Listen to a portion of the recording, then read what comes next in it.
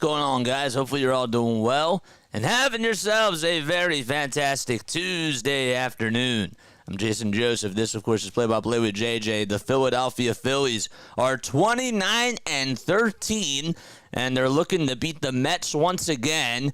Jose Butto is going to be on the mound for the Mets, and Aaron Nola will take the hill for the Phils. Nola looking to go 5-2, and he'll get his looking to get his fifth win of the season today, this afternoon, against the New York Mets at Citi Field.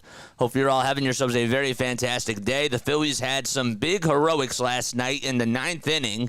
They were down 4-2, and Sean Manaea was pitching a really good game against the Phils. Christopher Sanchez did all right, but was able to keep them within striking distance, and that was really the big thing. But they were down 4-2 heading into the top of the ninth. Bryson Stott hit a solo home run against Edwin Diaz.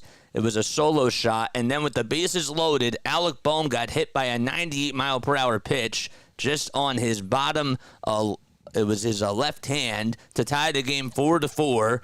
Phillies would then get a sac fly from Bryson Stott in the top of the 10th as the game would go to extra innings, and that was all that they needed to complete the comeback and win 5-4 to get their 29th win of the season. And they're looking to go for 30 today. That's really going to be something that they're looking for in this game. Bryce Harper was a late scratch in today's game. According to Matt Gelb, he's out with a migraine today. Alec Bohm is in the lineup. The other thing to note, too, is that JT Realmuto is still dealing with that right knee injury, so he is not in the lineup today once again. But Kyle Schwarber, I think he's back in the lineup, but JT Realmuto is certainly out, and that's something else to note as well. Schwarber is back in the lineup today. He was dealing with back problems. He came in the pinch hit in the ninth inning last night, so he is back in the lineup today as well for the Phils. Let's get into the starting lineup. So Kyle Schwarber will be leading things off. He's the designated hitter. Then we got Nick Castellanos batting second. Hitting third will be Bryson Stott. Then you got Alec Bohm over at first base. He's batting fourth, and then it's Brandon Marsh, who's out in left field, batting fifth. Whit Merrifield will be playing over at third base today, batting sixth. Hitting seventh will be Cody Clemens over at second base. Johan Rojas takes center field today, and he's batting eighth. And hitting ninth, the caboose, is Garrett Stubbs, who's catching behind the plate. So again, it's Schwarber, Castellanos, Stott, Marsh, Merrifield, Clemens, Rojas, and Stubbs. All right. Oh, let's get started. What's up, everybody? What's up, Katie? What's going on, Ken? What's up, J-Rep? What's up, Jason? What is good, everybody? Thank you all so much for tuning in. On the mound is Jose Butto, and, well, this season so far, Butto is 1-2. He has a 3.0 earned run average, 34 strikeouts, 17 walks allowed, and 21 hits surrendered in 33 innings of work. So far, when you look at his last outing, when he played against the St. Louis Cardinals, he went 5 innings, allowed 5 hits, 3 earned runs, and 3 walks, and had 3 strikeouts. But other than that, he's been pretty good. He's been pretty solid for the Mets. He went 6 innings the outing before. That was to start off May, and he had 6 strikeouts against the Cubs and went 6 innings, just allowed 1 earned run, which would be the difference of the game because the Mets would lose 1-0. He's a guy that has been pretty dominant on the mound for them and has been sort of like their number 2 starter, if you will, and has been really consistent, just dominating the strike zone. If he's able to come out on top early, he's somebody that can really go deep for this Mets team. So you don't want him to get comfortable out there, especially to start off the ball game. A lot of the runs that he's allowed so far this year have really come in those first 2 innings. So if they're able to take a hold of him and able to just, put up really good at-bats, I think that the Phillies can certainly do a good job against him today. So that's going to be something that you look out for. All right, so again, for the Phillies, their starting lineup, it's Schwarber, who's batting in the leadoff spot. And then after that, it's Castellanos, Stott, Bohm, Marsh, Merrifield, Clemens, Rojas, and Stubbs. All right, and we are just underway. Give me 1 second. I forgot I have to change the channel.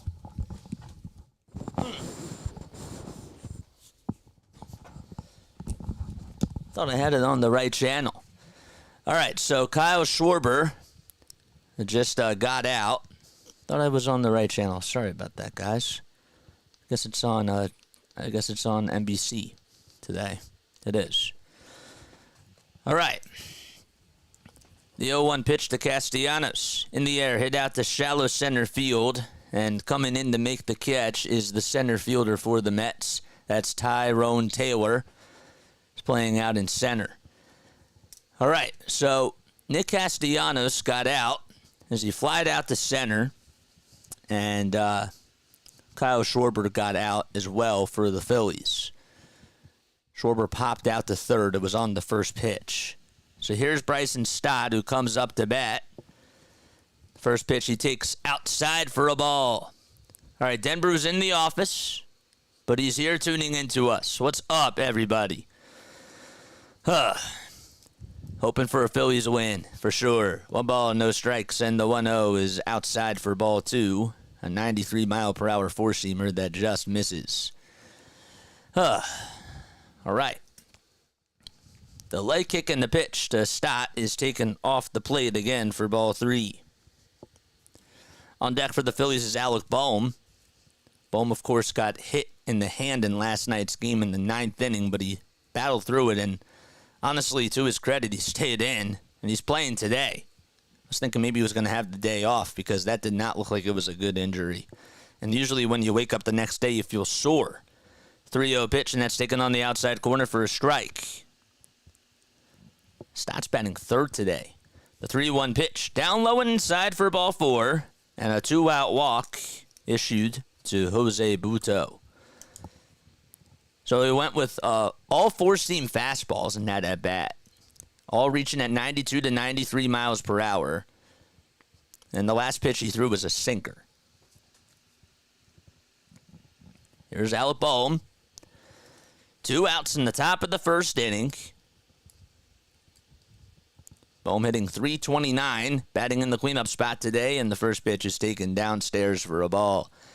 That's defensively from 1 through 9. You have Butto on the mound. Omar Narvaez is behind the plate today. Nido has the afternoon off. Over at first, it's Alonso. At second, it's Wendell. At third, it's Beatty. And at short, it's Lindor. 1 ball, no strikes to Alec Bohm, and the throw back to first, not in time. In the outfield, they got Nimmo in left. Tyrone Taylor's out in center field.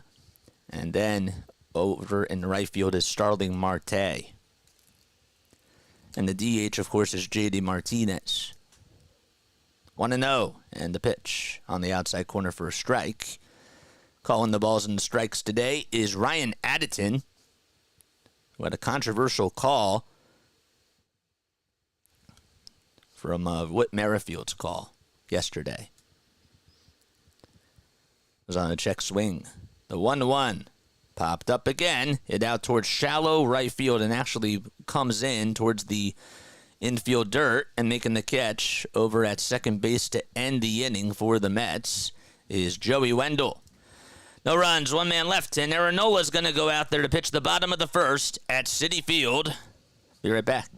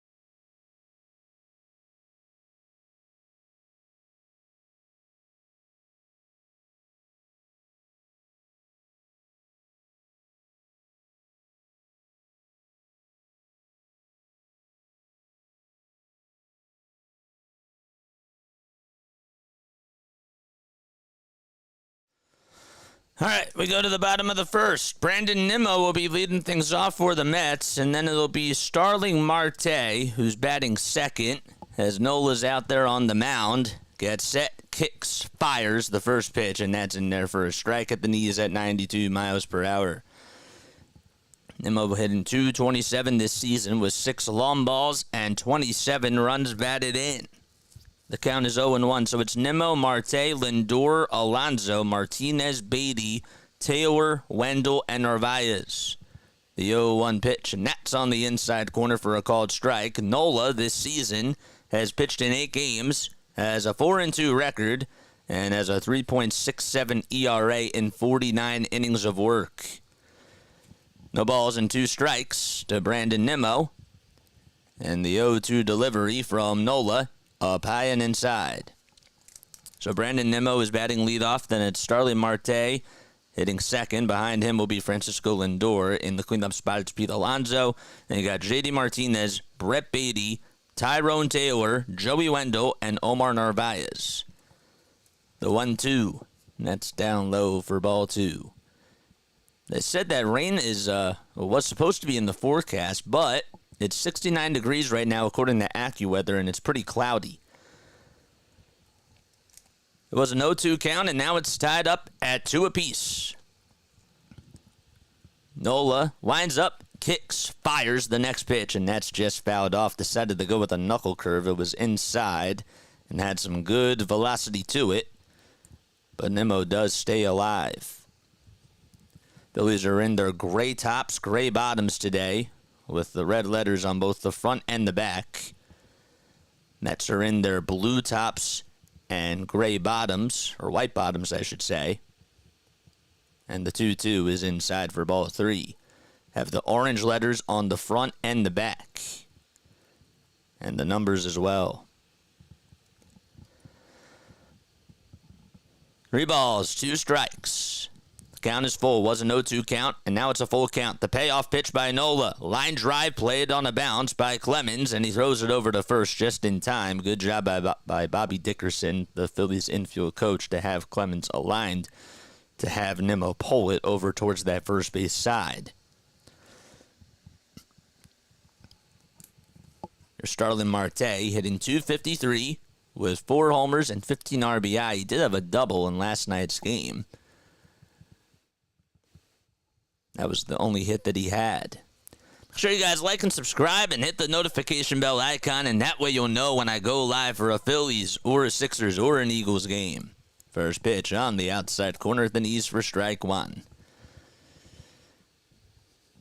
Defensively, the Phillies from 1 through 9, they got Nola on the mound, Stubbs behind the plate, and then the infield, it's Bohm at first, Clemens at second, Merrifield at third, and at short, it's Stott. The pitch just misses for a ball outside. In the outfield from right to left, it's Castellanos. Then you got Rojas and Marsh. The 1-1 delivery, down low and outside. A cutter he decided to go with at 88 miles per hour.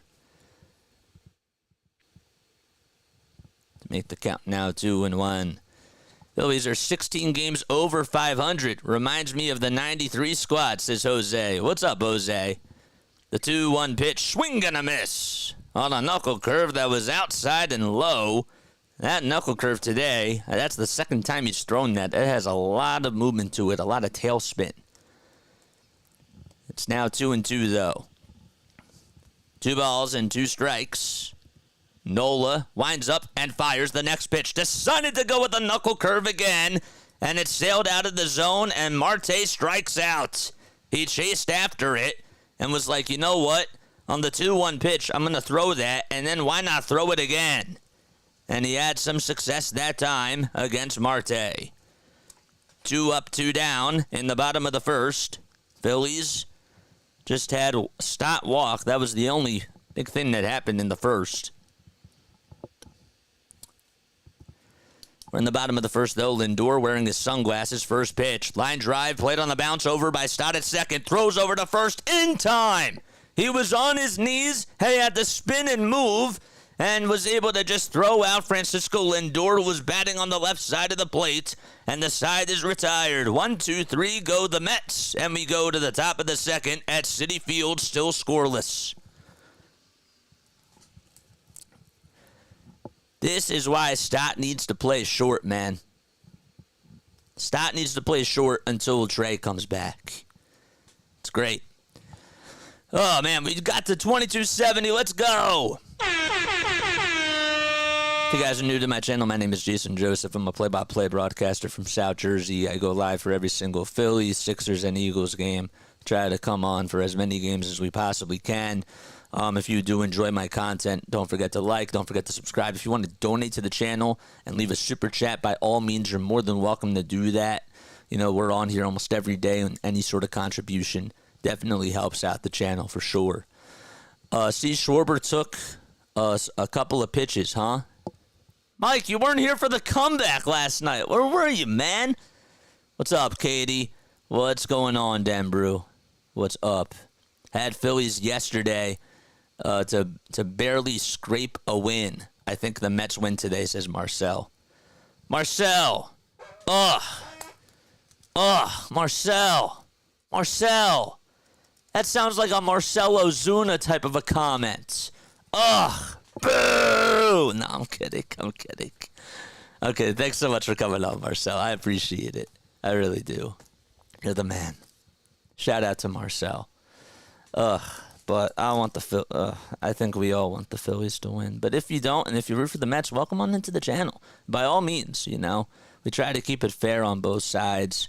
Let us know if we're doing a good job or if we could be doing a better job in different departments. Whether it's on the call or whether it deals with the actual presentation. All right, so the Phillies will have Brandon Marsh, Whit Merrifield, and Cody Clemens due up in the top of the second. The next pitch is outside for a ball. If you guys have any friends that love to tune into Phillies games, tell them about this channel. Let's try to grow our family. The 1-0 on the way. Decided to go upstairs, and it was swung on and missed by Marsh. Just to recaporate, Jose Butto is on the mound for the Mets. The pitch, way up high for ball 2. Brandon Marsh hitting .252. Had a good day last night. He's ahead in the count 2-1 here. And the next pitch is just off the plate for ball 3. 26 years old. And in last night's game, he ended up going 1 for 2 with 2 walks and 2 stolen bases. 3-1 delivery. Line drive caught up the middle by Lindor. They played him perfectly. It was hit sharply, but just right at Lindor for out number 1.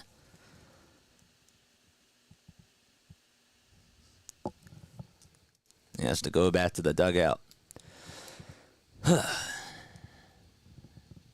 Coming up to bat now is Whit Merrifield. So again, Bryce Harper was a late scratch because he had a migraine. The pitch to Merrifield, and that's taken just outside for a ball. Who wants the Mets to win? Oh, wait, let's go Mets, says Pure Adrenaline Sports. What's up, PAS? How you doing? The pitch, and that's taken for a strike to make the count 1-1.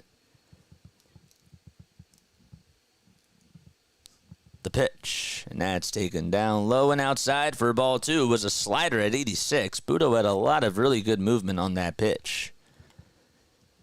Mets again are in their blue and orange uniforms. The 2-1 pitch. Ground ball hit over to shortstop. Lindor's had a big inning so far defensively, and he throws it over to first. And there's the second out of the inning. So Marsh lined out to second base. Lindor was playing over at second.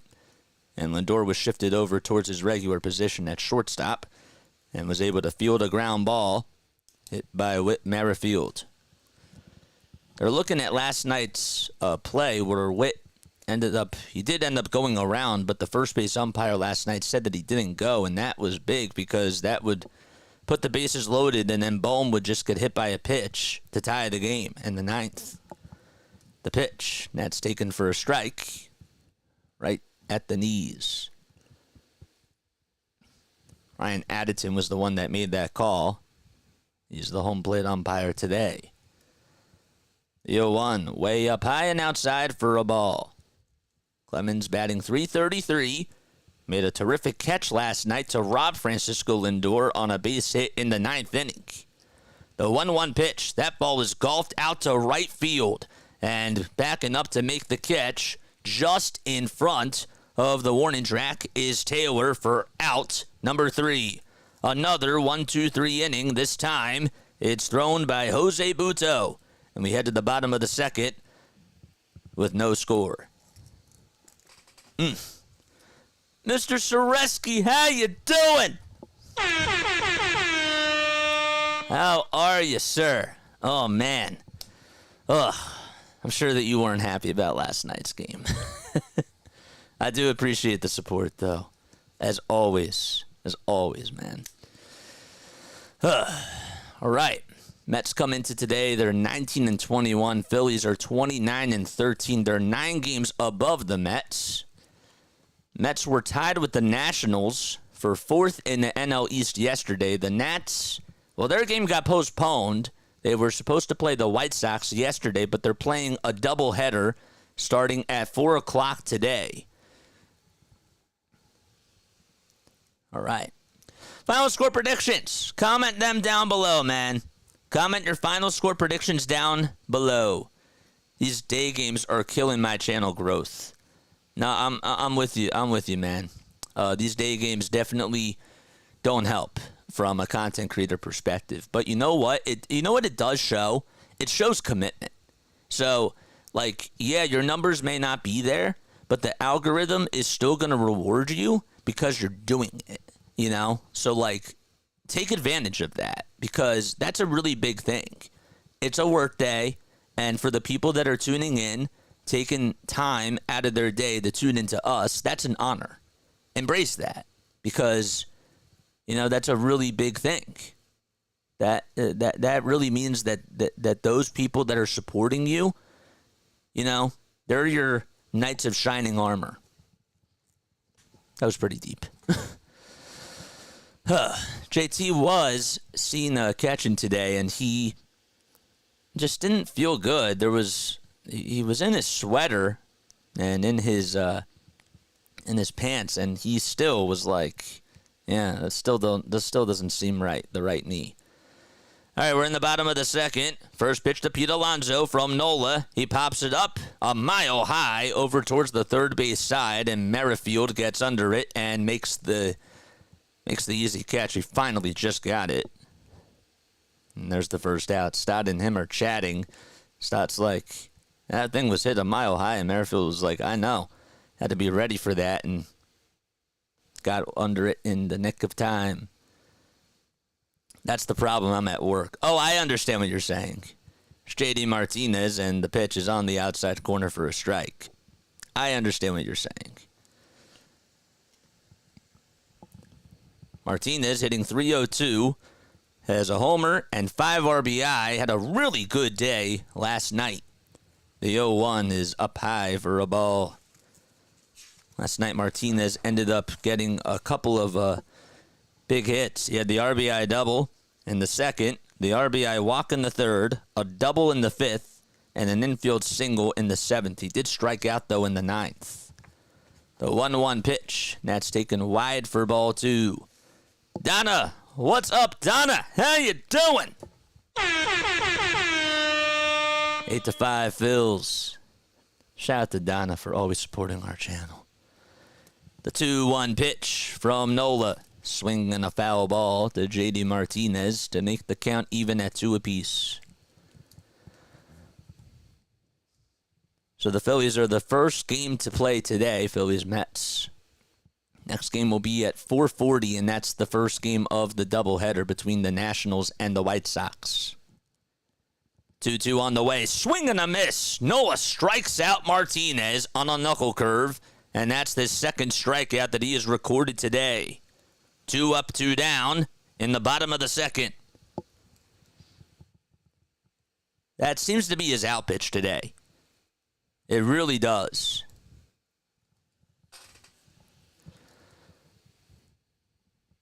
And now it's Brett Beatty's turn to come on up to bat. He's playing over at third base.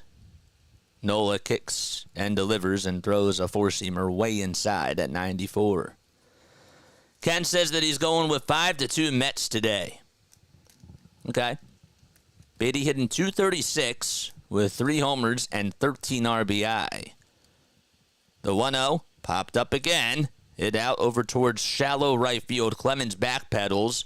Gets under it, backpedals again, and he'll make the catch. And another 1-2-3 inning for Aaron Nola. He's retired all 6 batters that he has faced, and we head to the top of the third at Citi Field. No score between the Phillies and the Mets. Okay. So we had Merrifield. I want to make sure I have this correct. Clemens, Rojas, and Stubbs.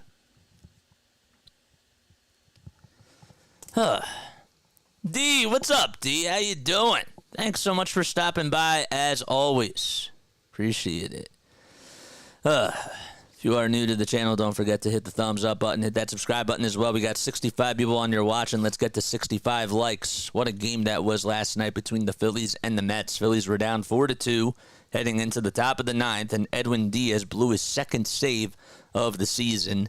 He allowed a solo homer to Bryson Stott to start off the top of the ninth, and then bases were loaded. Phillies were down to their final strike, and Alec Bohm got hit by a 98-mile-per-hour fastball just on the left hand, and he's playing today, but that would tie the game up 4-4.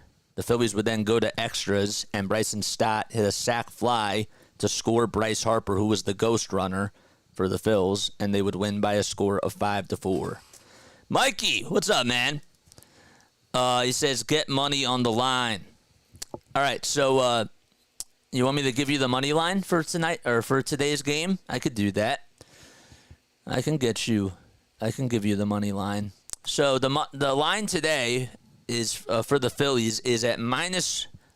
They're actually under 125, and the over/under is at 7.5 runs. I don't know what the Mets money line is. ESPN Bet on the ESPN app just shows who's favored to win. So, when's my next stream? Tomorrow night at 6:40. Phillies play the Mets at home. 8, 9, and 1 due up in the order. Butto back out there for his third inning of work on the hill. The leg kick and the pitch, and that's just upstairs by the length of a baseball for ball 1. Rojas hitting .230 this year, slugging at .327. And the 1-0 line drive down the left field line's a foul ball, though. Bounced over towards that track and then just hit the tarp. And the ball boy had to go get it.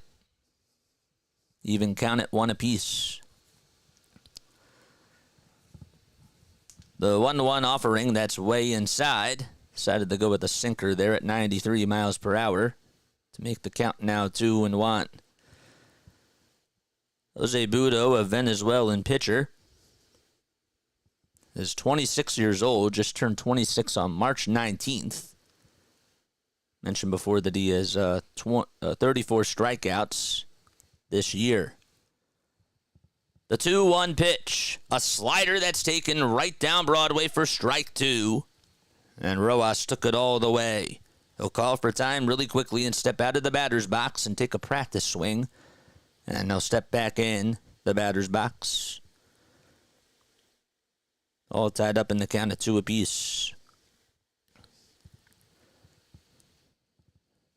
The 2-2 on the way, swing and a foul ball by Rojas. Just stayed alive. I thought maybe he missed it, but just got a little piece of it. Eats Video, you always call a great game. I appreciate your hard work. Thank you. Appreciate it, man. 2-2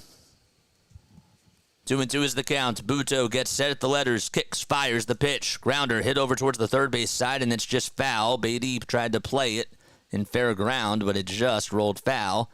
And it gives a little souvenir back towards the dugout. Katie says 8-2 Phillies. That's her final score prediction. Cool.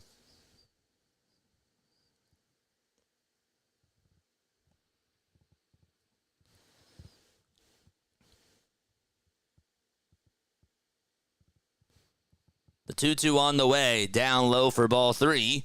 Decided to not offer at the slider. And the count is full. Butto was signed by the Mets as an international free agent back in June of 2017. The payoff pitch fouled away. Made his professional debut with the Dominican Summer League Mets, and he posted a 1.44 ERA across 15 appearances and 8 starts in 2018. He was with the Kingsport Mets and the Brooklyn Cyclones that year.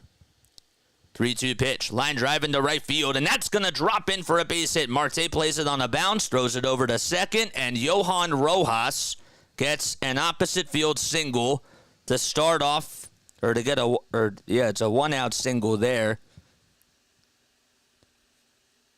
I'm sorry, it's a leadoff single to start off the third. They just went to a black screen, and I don't know why.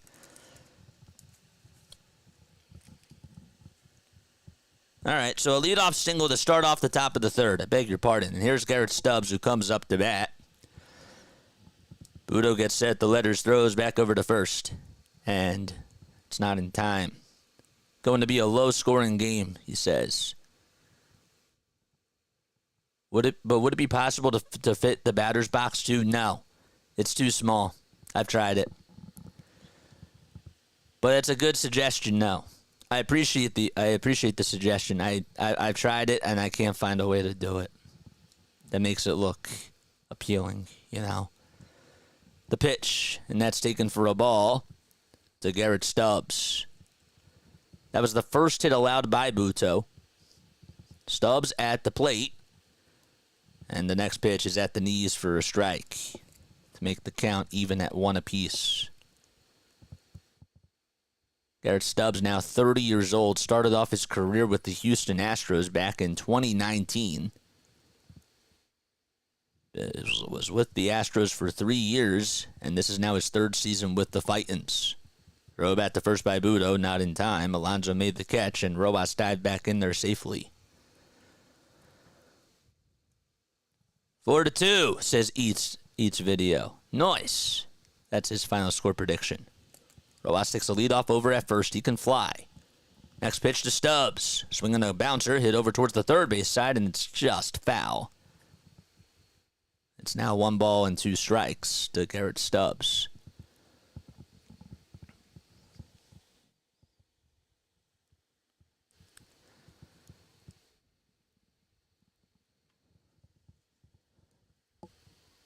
Ten seconds left on the pitch clock. Butto gets set. And from the stretch, the next pitch, swing and a miss. Decided to go up the ladder with a fastball. And Stubbs was late, and he strikes out. By the way, that is the first strikeout on the day by Butto. Came in right at the letters. And Stubbs was just late on it. Kyle Schwarber's up to bat wearing his red sunglasses as he rests the bat on the shoulder. He's in the box. And the pitch by Butto is down low and inside. That sweeper had a lot of good movement to it as well. Castellanos waits in the on-deck circle for the Phils.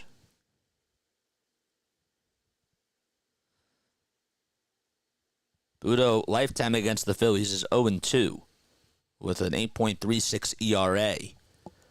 Throw back to first, and Rojas dives back in there safely. So today you're going to see a lot of four-seam fastballs from Butto. He throws that about 31% of the time. The sinker comes in at about 24% of the time, and hitters are actually batting 115 against his sinker. He also has a changeup, a sweeper, and a slider as well that he decides to go with too. 1-0 is the count to Kyle. 5 seconds left on the pitch clock, and the 1-0 is up high again. Last time he faced the Phillies was on October 1st of 2023. Ended up losing that game. He went 6 innings, allowed 2 earned runs and 2 walks in that game.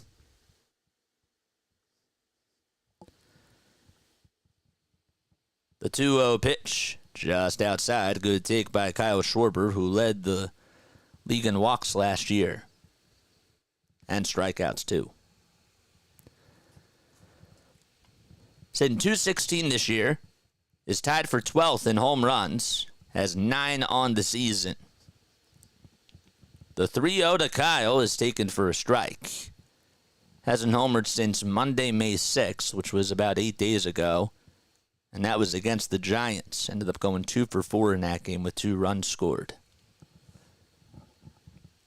3-1 is the count. 5 seconds left on the pitch clock. Rojas leads off over at first, and the 3-1 on the way. Inside and low for ball 4, and the first walk allowed by Butto. And Rojas has to maneuver over to second. It's Nick Castellanos' turn to come on up to bat. They were showing last night, Pat McCarthy, of course he's the radio play-by-play announcer for the New York Mets, was with his father, Tom McCarthy. And I think Pat picked him up from the airport and just drove him right to the stadium. So they took a selfie together. It was posted on Instagram. And that was cool that they got to share a moment. It's always nice when you see broadcasters sharing a moment like that. Just like, I'm trying to think of who else. We have a timeout called on the mound.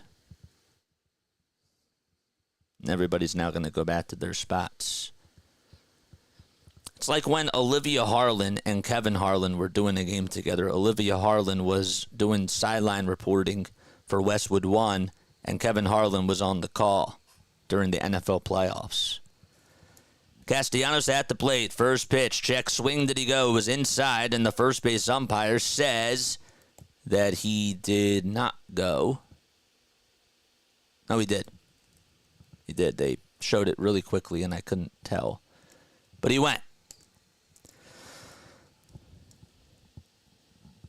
Butto delivers from the stretch in the 0-1. Grounder hit over towards the third base side. And the throw over to first by Beatty is just in time. Beatty sort of hesitated trying to throw it over to second.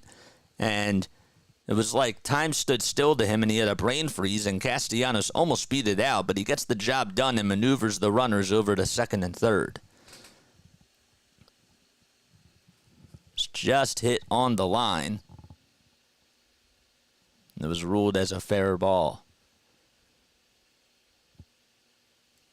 It's just out by a quarter of a step, too, Castellanos. Now it's Bryson Stott, who was the hero in last night's game for the Phils, and he's looking to try to get the Phillies out in front. First pitch wide for a ball.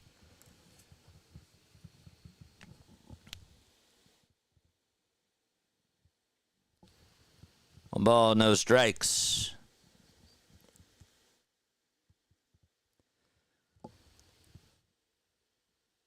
The pitch down low for ball 2.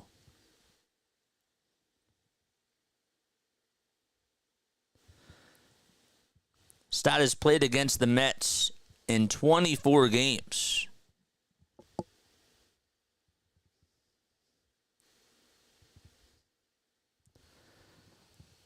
Butto gets set just at the letters, kicks, fires, and throws it at 93, painted on the plaque on the outside corner for a strike. He's batting .273 against the Mets. He has 24 hits, a home run, which came last night, and 7 RBI as well in those 24 games.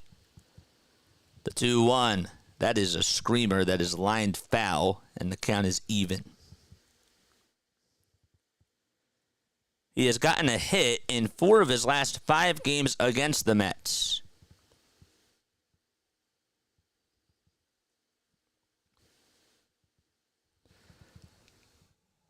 Two balls, 2 strikes. Rojas at third, Schwarber at second. 2 outs in the top of the third. No score. And the 2-2 sails away for ball 3.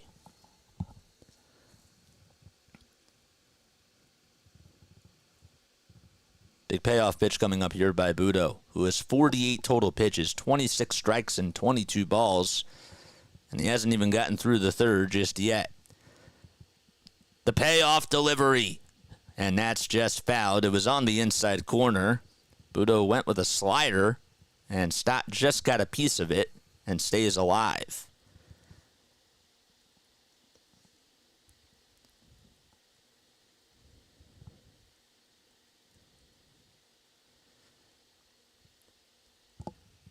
Phillies are 7-3 against the Mets in their last 10 games. The 3-2 pitch. Check swing. Did he go? They say no. Over at third base. The pitch was down low, and that's going to load the bases.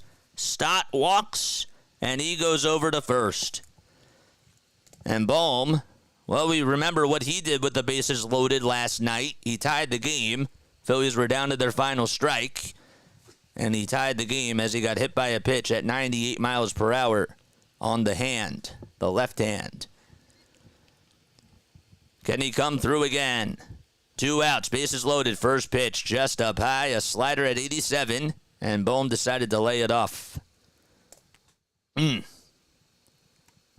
here in time for Bohm to give us the lead. Rojas at third, Schwarber at second, Stott at first. The 1-0 delivery, and that hits Bohm again. That time it hit him right on the elbow, and he drives in a run, and he's like, are you kidding me? He's fine, though. He's okay. But that's going to score a run. Rojas comes in to score, and it's another RBI hit by pitch, and JT just smiles in the dugout. Maybe Alec Bohm is becoming the new Chase Utley of the team. How many times has that happened when in back-to-back at-bats, the bases are loaded, and you get hit by a pitch? You can't write that up. So 1-0 Phillies, and Brandon Marsh is coming up to bat.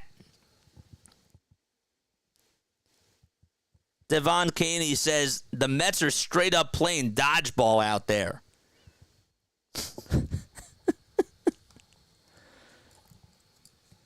Got hit right into the elbow. And there's Brandon Marsh, who comes up with the bases juiced. The pitch to Marsh, taken on the outside corner for a strike at 83. Schwarber's at third. He's 90 feet away from scoring. Stott's in scoring position at second. And Bohm is over at first.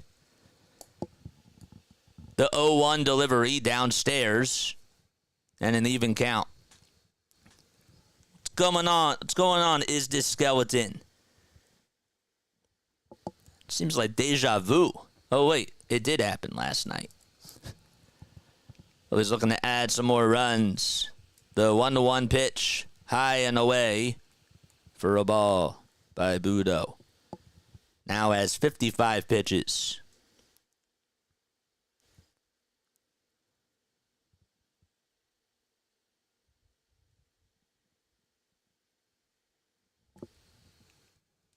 Two balls, one strike.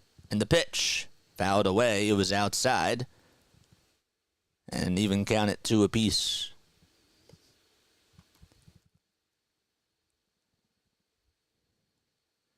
Butto at home this year has started in 4 games, has only allowed 6 earned runs, and has 25 strikeouts in 23 innings.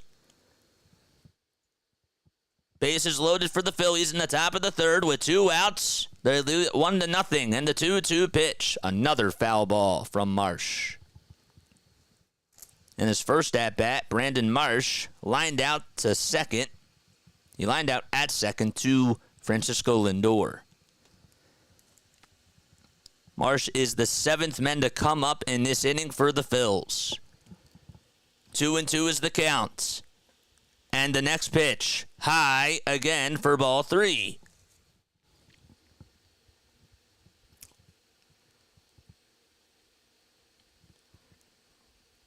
In his 2 outings in May, Butto has started in 2 games and has gone 11 innings. He's allowed 4 earned runs.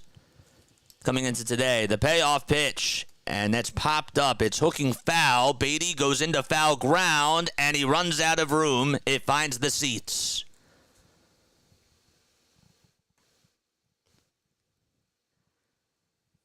John, I don't know how to help you. I'm not an IT person. I'm not an IT person, my guy. Just stay on here, man. Thanks so much for stopping by, though. I don't know why Google is having a hard time. Google's delayed. The count is full to Brandon Marsh. On deck is Merrifield. The 3-2 up high and away for ball 4, and it's an RBI walk as Schwarber scores. 2-0 Philadelphia.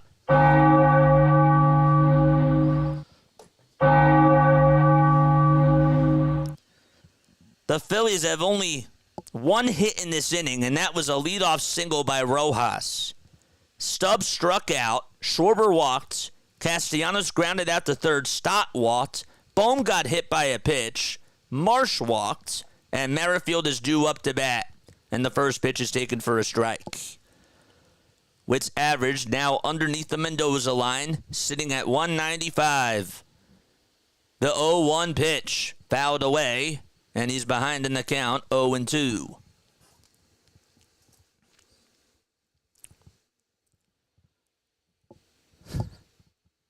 It's a pretty nice day at Citi Field. Pretty cloudy outside. Lots of short sleeve shirts. Stott's at third, Bohm's at second, Marsh at first. Phillies have come up with a 2-out rally in this top of the third. The 0-2 pitch, low and away. What a time to be a Phillies fan, for sure. Yohan Ramirez is warming up in the Mets bullpen in case this inning gets out of hand for Butto. Already with 63 pitches. The 1-2 on the way. Fly ball hit out to center field, not that deep.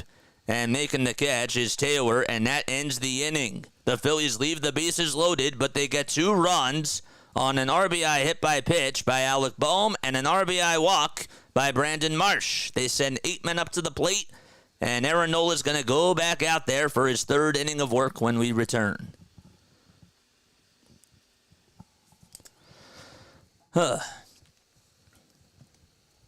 Aaron Nola has retired all 6 batters that he has faced, and we head to the bottom of the 3rd. He'll have to face Taylor, Wendell, and Narvaez.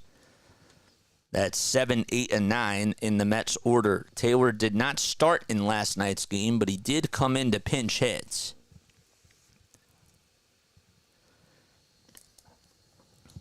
Amy Fadul just tweeted out, by the way, shout out to Amy Fadul Kane.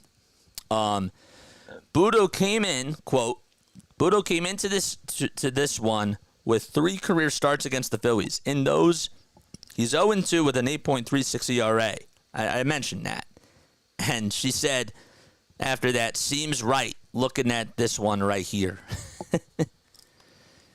Being a Phillies fan is great, for sure. Absolutely. 84 people on here watching. Make sure you guys hit the thumbs up button and hit that subscribe button. Let's get to 2,300 subscribers. Just on one hit, too. They got 2 runs with the bases loaded.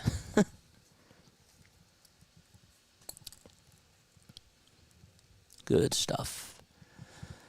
If you guys are new to the channel, how did your Mets or Phillies fandom or baseball fandom start? Let's get that going in the chat. I want to hear from y'all.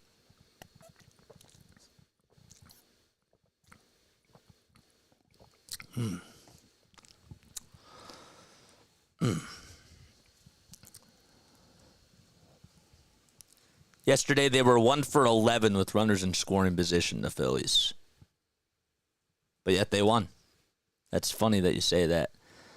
James says, my Phillies fandom started when I was born. Nice. Good stuff, man. Here's Aaron Nola back out there on the hill. 21 pitches in 2 innings. And he has to face Taylor to lead off the inning in the bottom of the 3rd. Taylor batting on the right side. The pitch. And that's taken at the knees. A cutter at 86 for strike 1.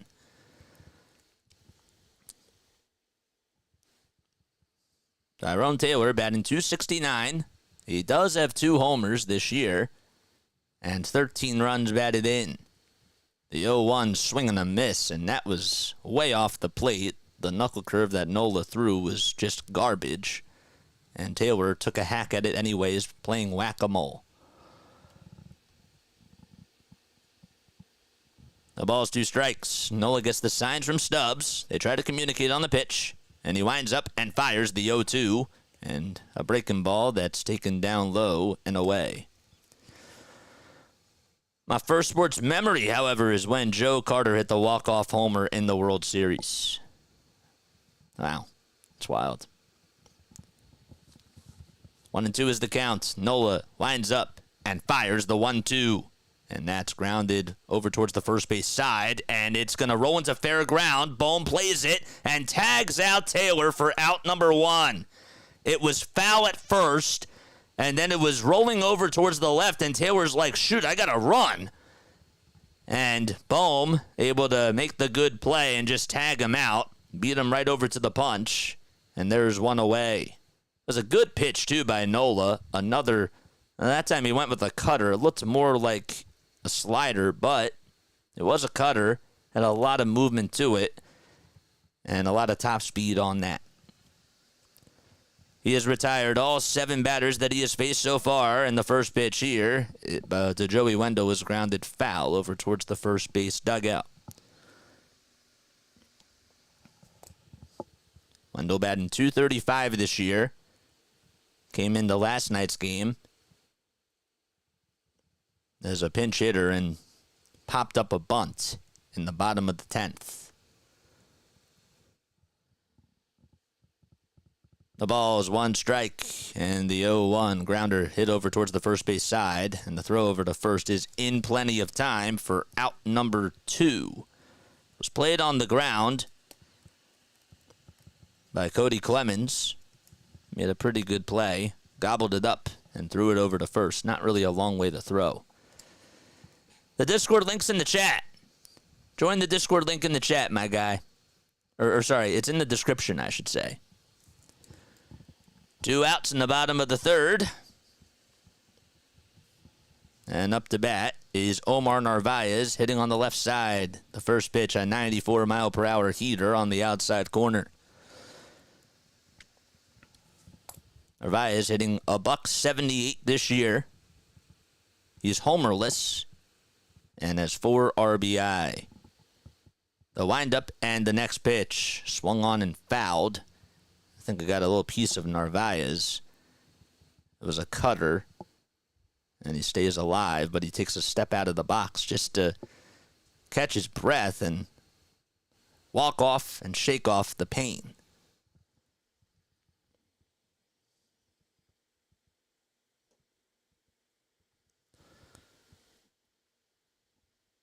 Nola lifetime against the Mets is 9-8. And how about this? He's recorded 190 strikeouts in 26 games.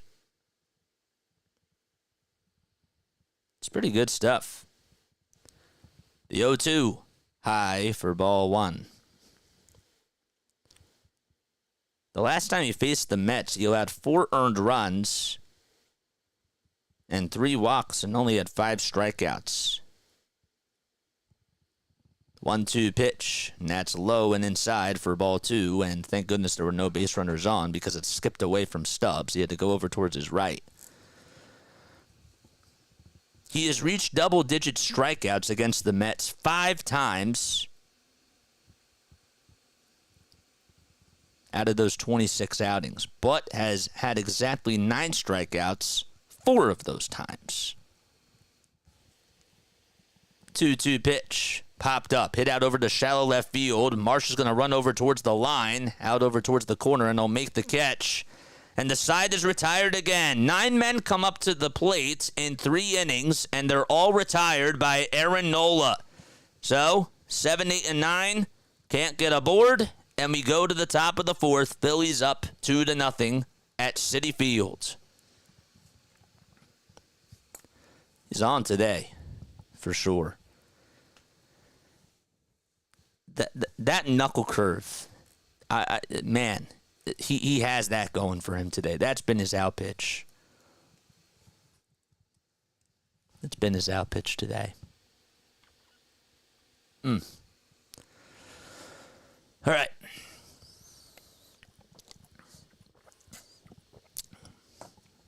Sure you guys hit the thumbs up button and hit that subscribe button. Let's get to 100 likes and let's get to 2,300 subscribers. JJ, who is my forgotten Philly player? You mean to say favorite? A forgotten Philly player, though. That's a good question. How about this? Sal Fasano. But a favorite Philly player, mine is Ryan Howard. Forgotten Phillies player.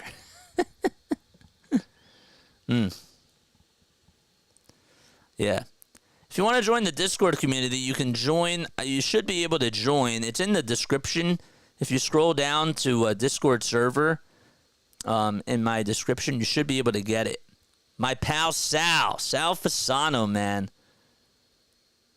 I also just posted it right here, so to make it easier for you guys, because I have to make life easier for y'all. Here's the Discord link. You can join the Discord server. We are trying to grow our Discord community, so please join the Discord server. I wanted to get that up and running, and I want to get more engagement with that.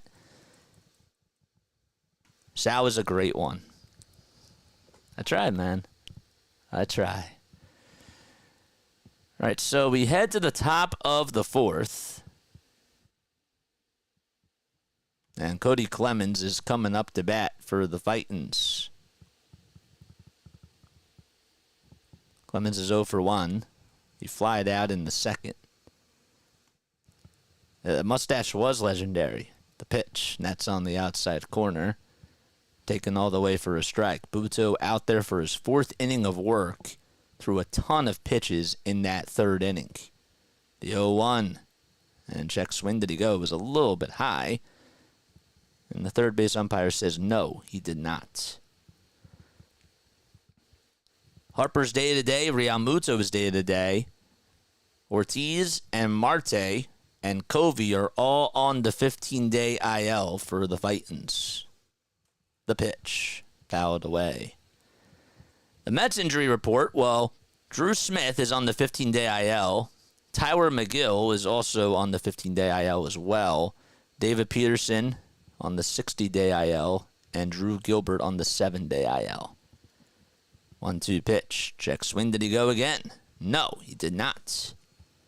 Was just outside. Butto approaching the 70-pitch mark.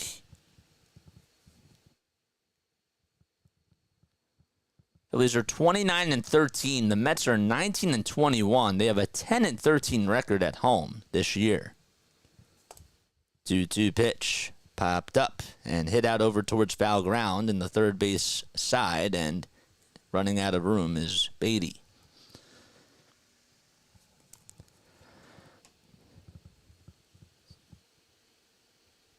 Oh, she's cute. 2-2 pitch. Fly ball hit out to deep right field. Marte goes back towards the track, and he just has enough room to make the catch right in front of the fence. For the first out of the inning. Clemens tried to take it for a ride. Butto left one out over the middle of the plate, and Clemens tried to square it up, but it just stayed in the yard. He has gone down today 2 times. Kodai Senga's out for the year.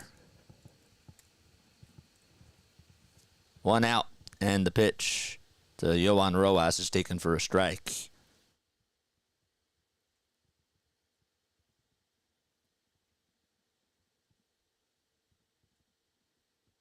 The pitch. That's taken for a strike as well. Actually, I'm sorry. He's not ruled out for the year just yet, but he's out with a shoulder strain. They don't know when he's going to be back. That's weird. He wasn't on the injury report. The 0-2 way up high and inside for a ball. So I stand corrected about that.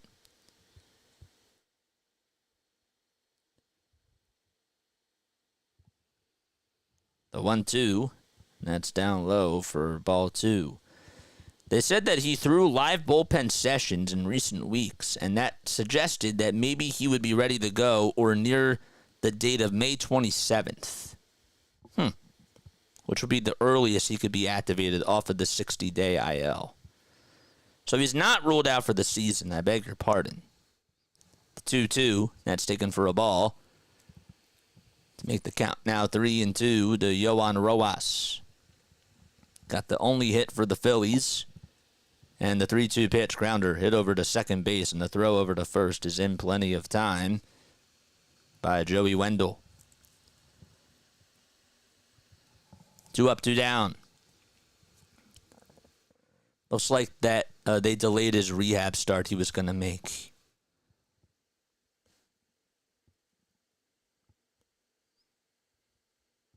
Yeah.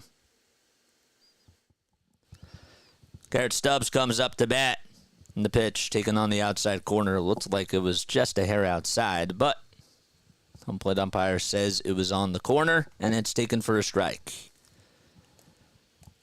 The 0-1 offering fouled away.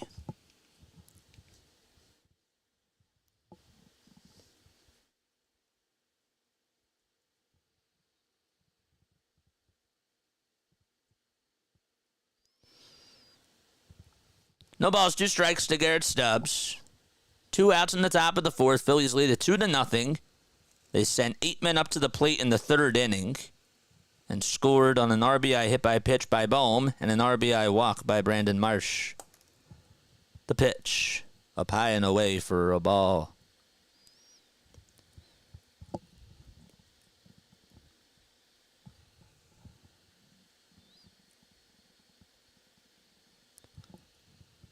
The 1-2 pitch, swing and a miss, and Stubbs strikes out, and there's a 1-2-3 inning for Jose Butto.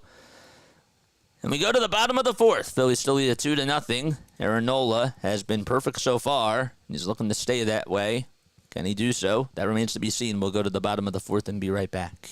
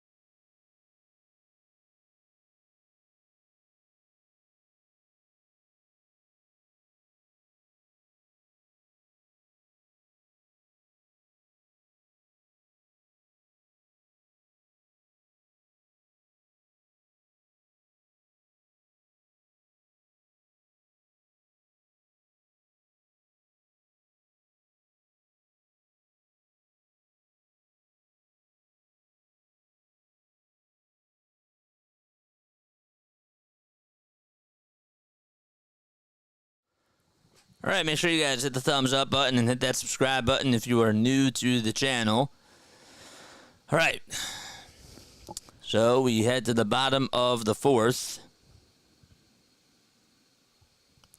Mets come up to bat.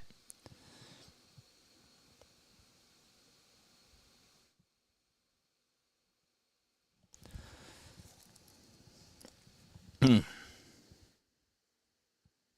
right. It'll be Nimmo, Marte, and Lindor that come on up to the plate for the Mets. Nola is going to have to face the both of them, or is going to have to face all 3 batters. Brandon batting .225, has 6 homers and 27 runs batted in. Nola lines up, kicks, deals the pitch, and that's fouled off.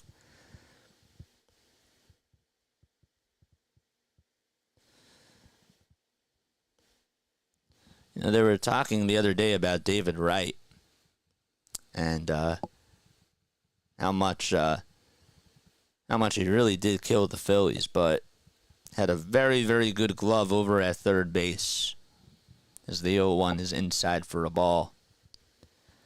And he's the Mets' all-time leader in hits. And you think back to the days where David Wright and Ryan Zimmerman, who were both in NL East teams, on NL East teams, did really good jobs for their respective teams and were captains. The 1-1, swinging a foul ball. Wright did lead the Mets to the World Series in 2015. But they lost to the Royals. The 1-2 pitch from Nola, swinging a foul ball. Of course, Ryan Zimmerman won a World Series with the Washington Nationals, but that was at the end of his career.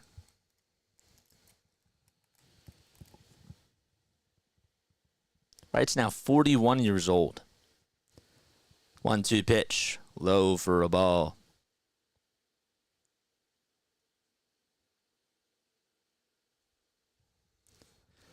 Two balls and two strikes. Nimmo at the dish.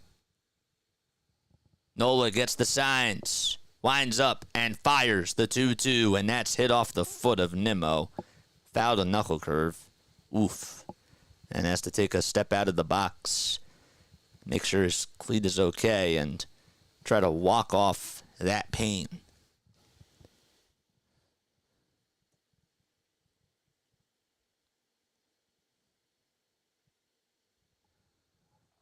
Oof. And that's really not a comfortable feeling. You have a knuckle curve that's coming at you. You just foul it right off your front foot, your big toe. I don't know how players walk that off. 2 balls and 2 strikes. Nola takes a very quick breath, winds up at the letters, and the 2-2 popped up over towards the third base side, and then it'll drift into foul ground and sail into the seats.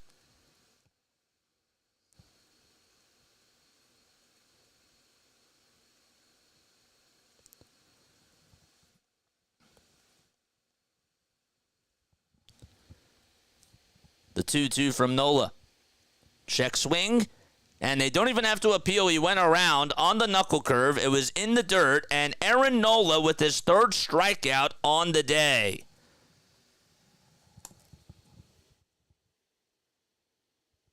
Man, that was probably the best one that he's thrown today, and he's thrown a lot of good ones, for sure.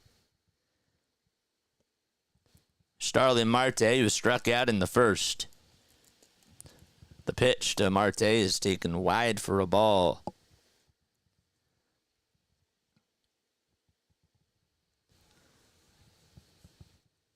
Nola with 41 pitches so far.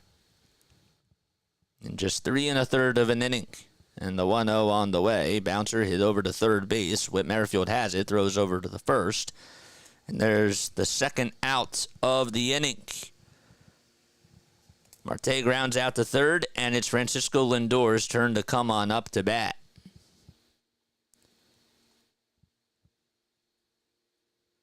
Lifetime coming into today against Aaron Nola.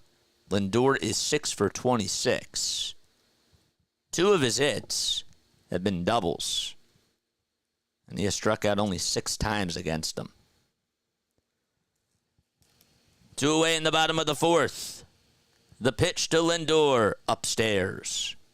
Hasn't gone to the cutter too many times today, but it's the first time in a while that he's thrown that. Only 1 hit on the day so far, and that came back, in the top of the 3rd from Johan Rojas.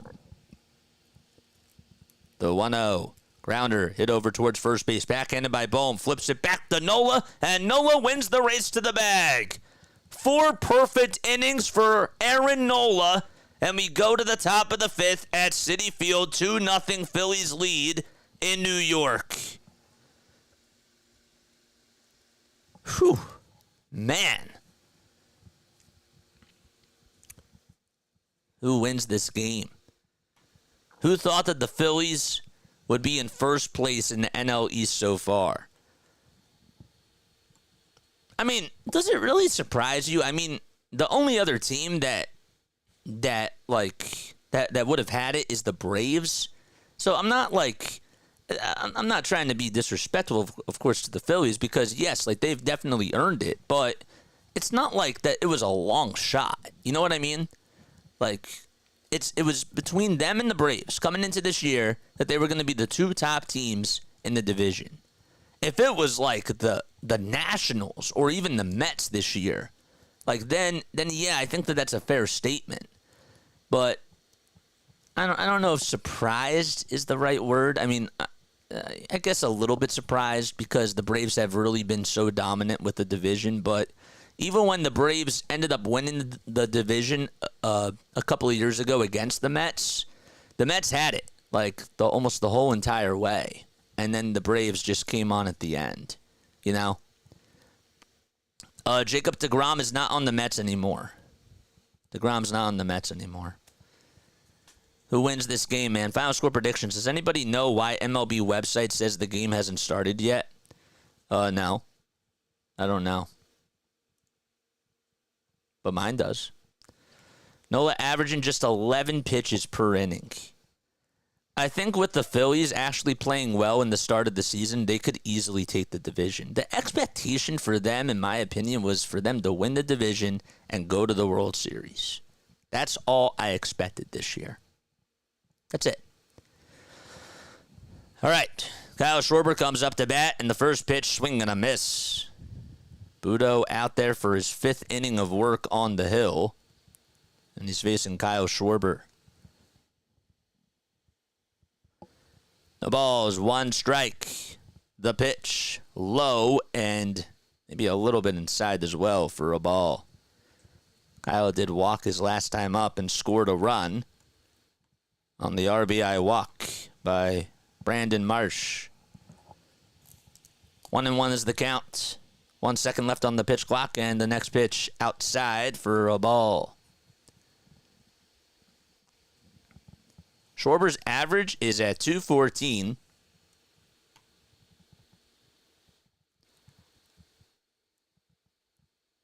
Just scored his 31st run of the season. The pitch. Strike 2 at the knees.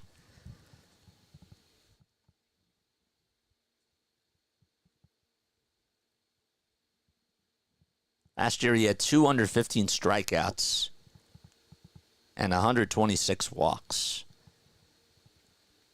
This year he has had 60 strikeouts so far and 153 at-bats. 2-2, he fouls it off and stays alive. This year when the count is actually 2-2, Schwarber is 3 for 26 with 3 RBI, and he hasn't had a walk in that situation. 2-2, and that's up high for ball 3 to make the count now 3-2.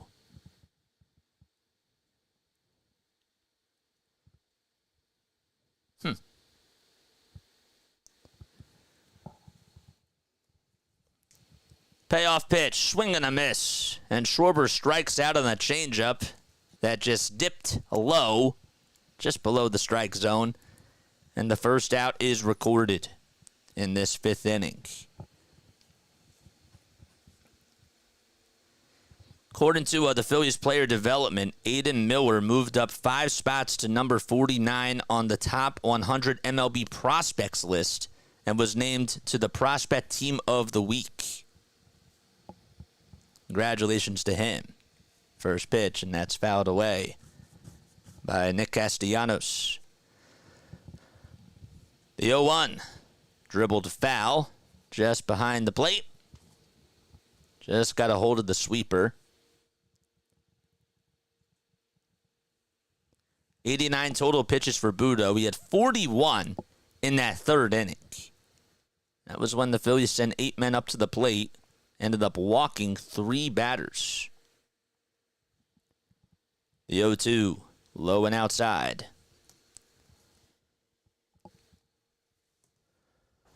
116 people on here watching. Make sure you guys like and subscribe, baby. We're in the top of the 5th. Phillies lead it 2-0. 1 out. Castellanos up to bat, and the 1-2 pitch popped up, and it's drifting foul as the first baseman Alonso runs out of, or tried to make a sliding catch over towards the rail. He got banged up on the play. He does get up, though. It seems to be okay. I think he hit the backstop. His knee hit the backstop. He tried to slide. I thought it was just going to run out of room. And, yeah, he just hit that Imperial Dade sign over towards the first base side. It was his right knee. But he gets up. He says he's all right. And he's a warrior. Butto with the 1-2 to Casti. Outside and low. Is it inning or inning? I don't know what that means. No, you're retyping it.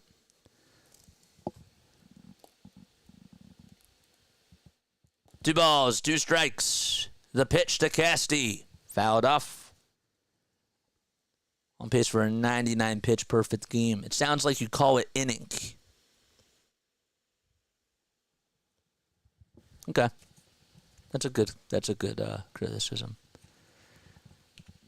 2 balls and 2 strikes. And the next pitch, swing and a miss. The second strikeout for Castellanos. And there's 2 away. It was actually the first strikeout, but back-to-back strikeouts, the second strikeout of the inning.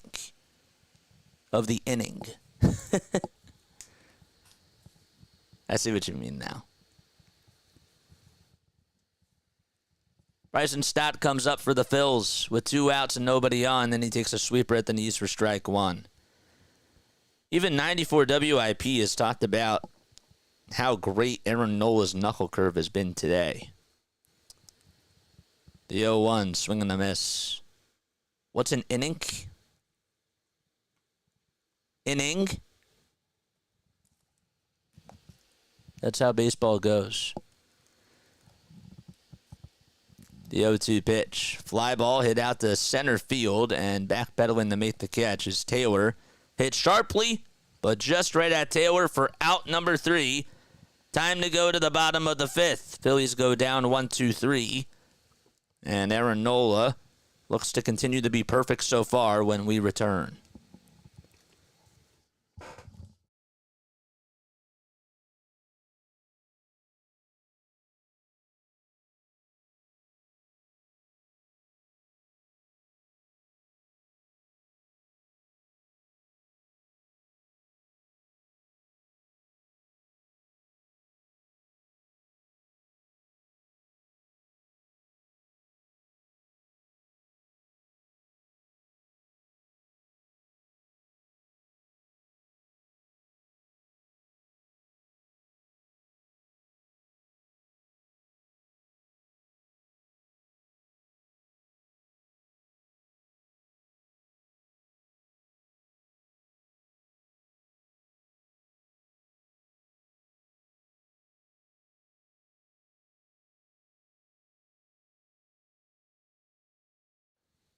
All right, we're back. If you guys are new to the channel, make sure you guys like and subscribe and hit the notification bell icon, and that way you'll know when I go live for a Phillies or a Sixers or an Eagles game.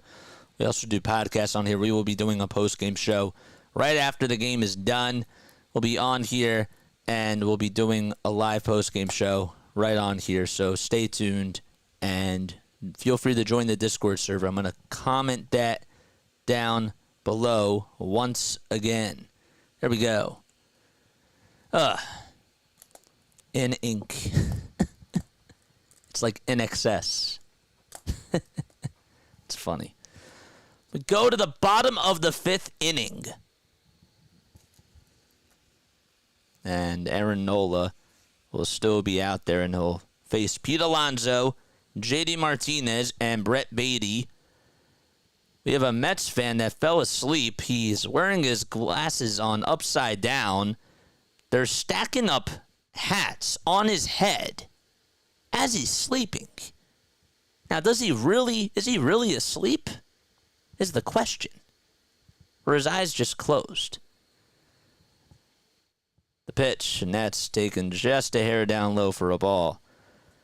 The last time Aaron Nola was able to take a no-hitter into 5 innings was last year. He actually went 7 innings against the Tigers. The 1-0. And that's wide for ball 2.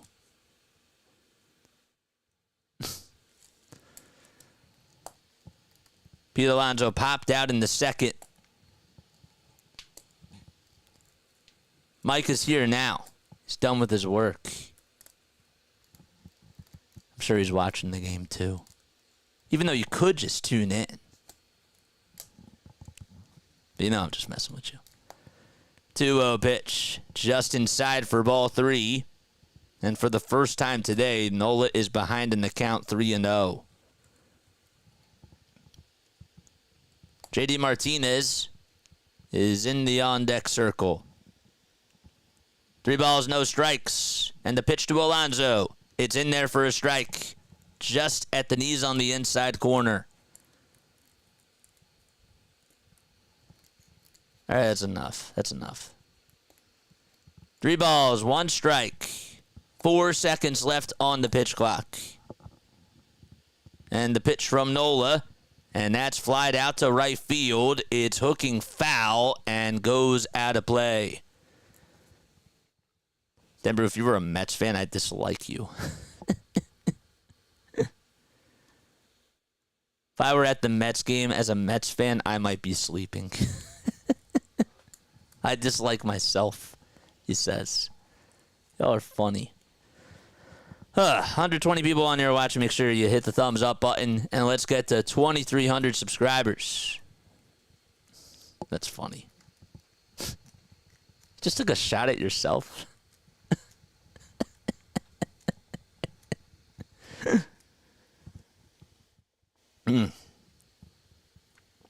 Three balls, 2 strikes.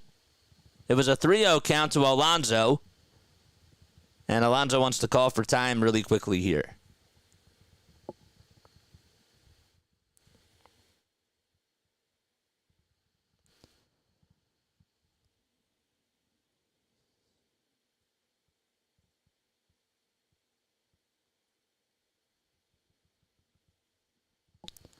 The 3-2 on the way. Swing and a miss. He struck him out. Decided to go with a knuckle curve low and away. He took a gamble, and Alonso chased after it. Wow. He was behind in the count 3-0, and he came back and struck out Alonso. That was huge. 1 out in the bottom of the 5th, and Martinez comes up. The pitch, another knuckle curve that swung on and missed. It was a little bit outside, and Martinez got fooled.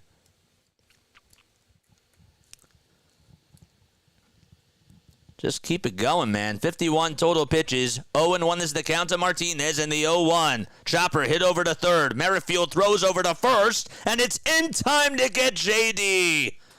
2 away in the bottom of the 5th. Martinez was out by half a step, and he goes back to the dugout with 2 away, and Brett Beatty is coming up to bat. The fact that he just struck out Pete Alonso on a pitch that was just absolutely nasty, that's just wild, man.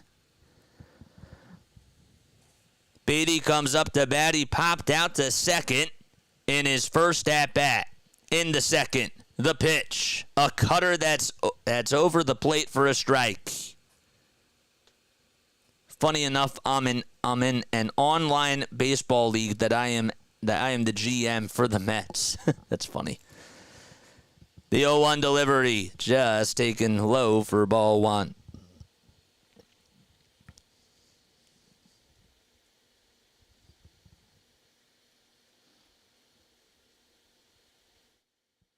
There's a website called nohitters.com, and it lists like all the no-hitters against the Mets. The 1-1 swing and a miss. Make the count now 1-2. Max Scherzer did it twice for the Nationals. The 1-2, and that's up high for a ball. Did it on October 3rd. Actually, sorry, he did it just once. It was the second game, though, of a day-night doubleheader. The 2-2 on the way. Bouncer that's fouled, and the count still remains at 2-2. What's up, AJ? How you doing, man? Thanks so much for stopping by. Nationals, of course, won that game 2-0.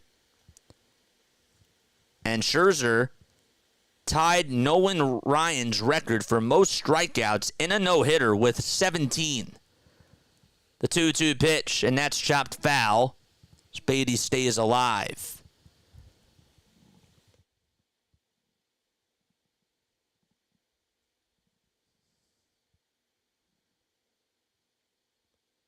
Chris Heston also in recent years, also had a no-hitter. That was the same year against the Mets. He pitched, of course, for the Giants.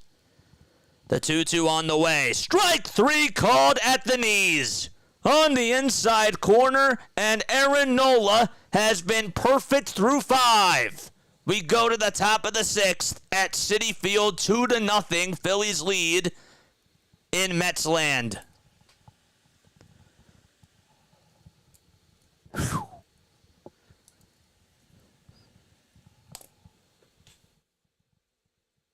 Mets in the 60s were one of the all-time worst teams in MLB history.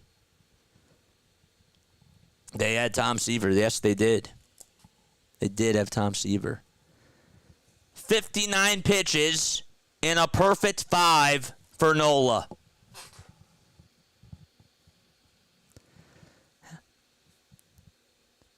How many pitches is Nola good for at this point in the season? I don't know. But obviously, feed the hot hand, like they say in basketball. You know? If you are new to the channel, make sure you guys like and subscribe and turn on the notification bell icons, and that way you'll know when I go live. How about this? Ryan Spader just said Alec Bohm has been hit by a pitch with the bases loaded 3 times this season. No other player has more than one such RBI. He's the first player in franchise history to wear one for an RBI 3 times in a single season.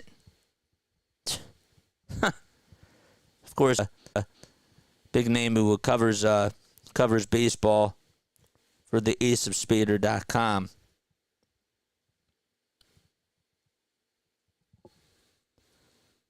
It's really wild.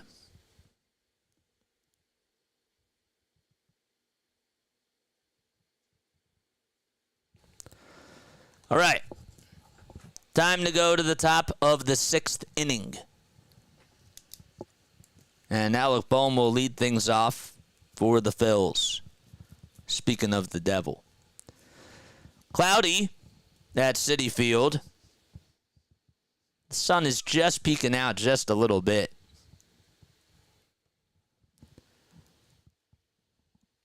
Alec Bohm is the second player to get hit by a pitch with the bases loaded in consecutive games.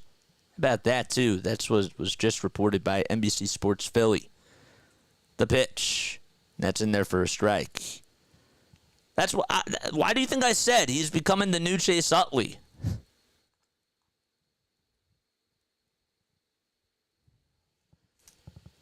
The 0-1.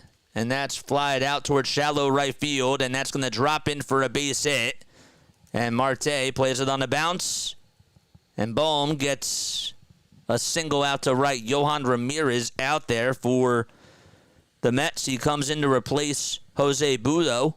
Has a 7.43 ERA in 13 innings of work. And he has to face Marsh with a runner over at first. What is just the Mets 2 days ago that were being no-hit by the Braves? Or wasn't it just 2 days ago? Yes. But Max Fried didn't complete that. First pitch is taken for a ball to Marsh. That was a combined no-hitter, though. The 1-0 pitch, and that's taken down low for a ball. He just needs to have a hot mic moment like Utley. What do you mean he needs to have a hot mic moment? We know what the hot mic moment was. Ugh. We know what the hot mic moment was for Alec Bohm. And he's come around since then. That was the hot mic moment. 2-0 pitch. That's taken. Oh, it should have been taken for a ball, but it was outside for a called strike. I meant about the Mets. You gotta be specific. But yeah. Still at a hot mic moment. But now I get what you're saying. 2 balls, 1 strike. Next game will be the Nationals and White Sox, and that starts at 4:40. No, you're good. You're good, my guy. 2-1 pitch, and that should have been ball 4, but it's way outside for ball 3. Phillies will play tomorrow night at home against the Mets, and then they are still home on Thursday against the Mets. Both of those games will be at 6:40. Throw a bat to first, not in time. JJ, we all have feelings, you know. Of course I know you guys have feelings, for sure. But a hot mic moment. Bohm has had his. Maybe not against the Mets. 3-1 on the way. Swinging a line drive into left center field for a base hit. And stopping over at second base for the Phils is Bohm. And Marsh gets on with a single. Phillies have runners over at first and second now. Am I going to any more games this year? I'm going to try to, yeah. Whit Merrifield is coming up to bat for the Phils. Bohm is over at second base. And there's nobody out in the top of the 6th. Ramirez gets set at the belt, kicks, fires, and it's just outside, but it's a called strike.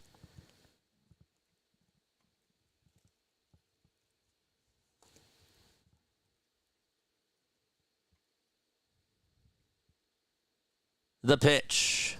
Wide for a ball.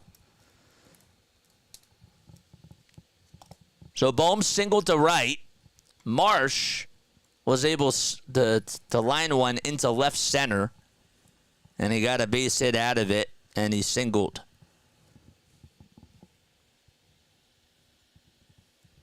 The 1-1. And that's fouled away.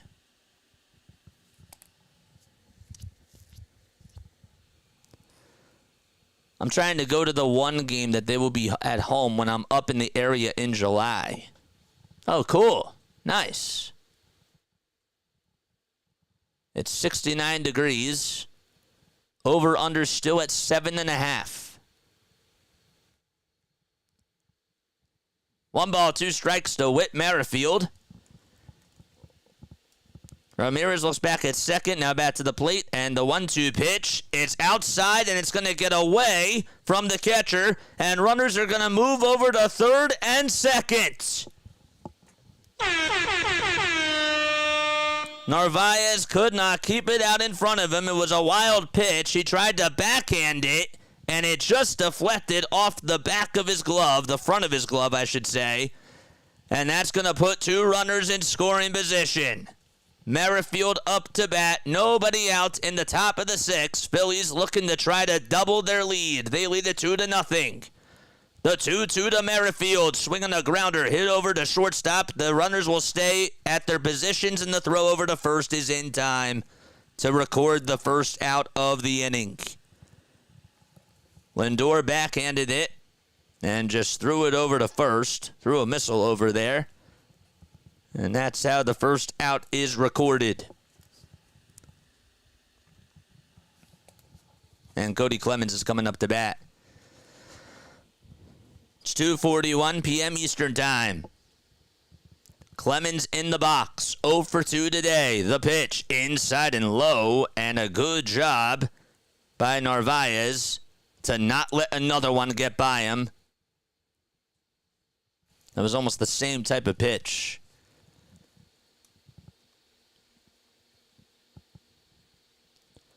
Ramirez, before coming over to the Mets, was on the Orioles. The 1-0, swing and a miss on a fastball right down Broad Street. The count is tied up at 1 apiece. It's from Villamella, Dominican Republic, and he's 29 years old, just had a birthday 8 days ago. Clemens facing him for the first time. The 1-1. Low and inside to make the count 2-1. Runners at second and third. Rojas at home this year is a 3.72 ERA and 10 strikeouts in 9 2/3 of an inning. The 2-1, and that's fouled away. But on the road, his ERA is 17.18, which is a big difference. He's allowed 7 earned runs and has only 5 strikeouts. So he's a guy that's been doing better at home, clearly, this year. The 2-2 pitch, swing and a miss, and Clemens strikes out on a heater at 96.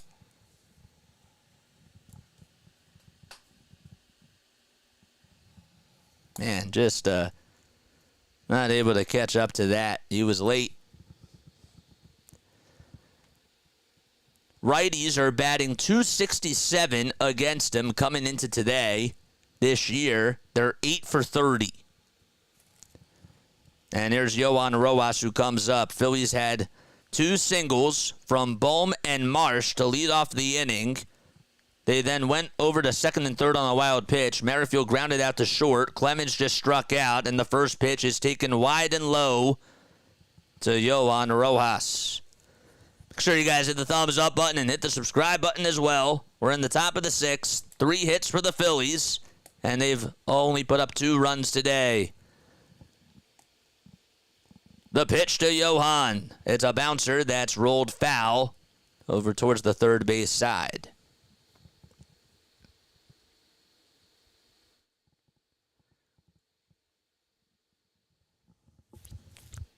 1 ball, 1 strike. Rojas is 5 for his last 13 coming into today with a homer and 5 RBI. The 1-1 way inside for ball 2. On the road this year, he's 14 for 57 in 16 games played. And has had 5 extra base hits, including a triple, 2 doubles, and 2 homers. The 2-1 offering. Check swing, he went around. They didn't even have to appeal over at first. That pitch was that pitch was junk. It was a foot off the plate and way down low.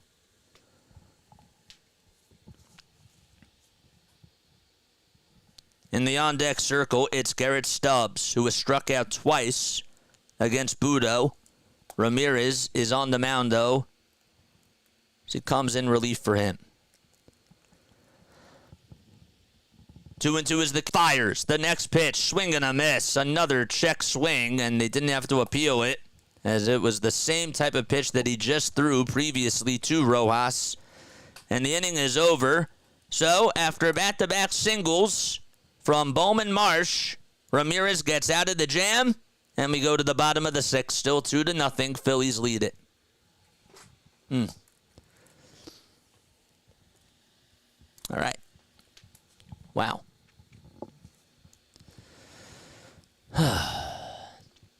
How many people do we have on here? We got a lot of people tuning in. Make sure you guys like and subscribe, man. Let's get to 2,300. Let's do it. We got 173 people tuning in. Not a good at-bat by Rojas.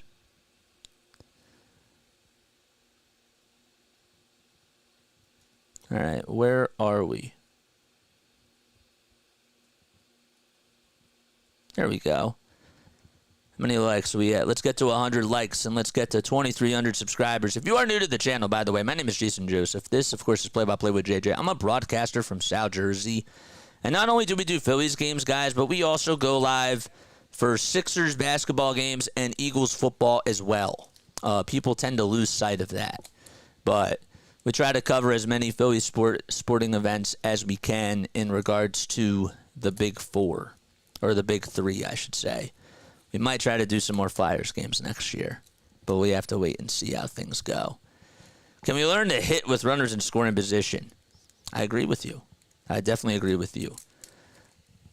For what it's worth, Destiny Legardo just reported, she, of course, is a writer for Phillies Nation. She said, Dusty Wathan is catching Nola between innings with Stubbs, getting his catching gear back on. JT did it a couple of times. How about that? Dusty Wathan, man. That's pretty wild. Dusty Wathan. Wathan, of course, the third base coach. He's 50 years old. That's pretty cool, man. Taking one for the team. All right. 2-0. We're in the bottom of the sixth. And Aaron Nola has been picture perfect so far. He'll face Tyrone Taylor, Joey Wendell, and Omar Narvaez in the bottom of the sixth inning. The pitch from Nola, swinging a line drive into left field for a base hit. And there goes the perfect game. There goes the no-hitter. And Taylor comes through with a single.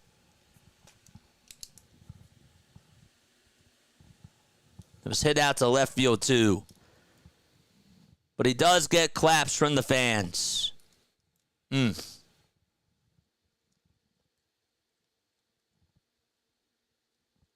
That thing was scolded out to left field, too. Here comes Joey Wendell to the plate. And Wendell takes a knuckle curve at 79 miles per hour at the knees for a strike. No, he doesn't have that tattoo on his back anymore. But let's see if he can still shut out the Mets here. Throw back to first, not in time. Bohm tried to apply the tag, but it was late. Yes, Flyers games as well, please, but your poor vocal cords. Hey, I condition them, man. You know what I mean? Like, I don't overdo it. I really don't overdo it. You know? I know my limits. But I do appreciate the concern. The 0-1, and that's fouled off. I definitely drink a lot of tea before those types of games. No, maybe not during the series against the Knicks, but usually I drink a lot of tea. So, no balls and 2 strikes. Nola gets set at the letters, throws back to first, and it's not in time.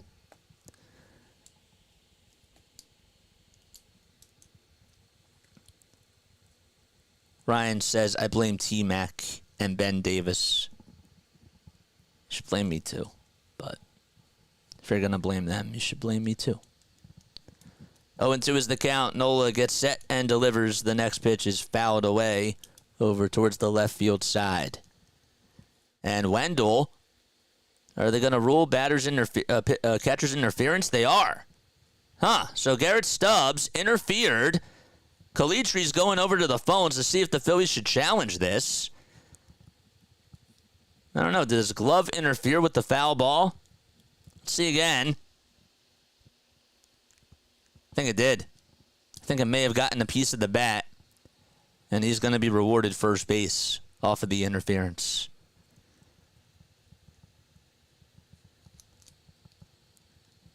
Looked like it got just a little piece of the leather. And they are going to challenge this. This is a replay review here. So, if the call stands, which it does, that was the quickest replay review ever. He'll get on over at first with catcher's interference.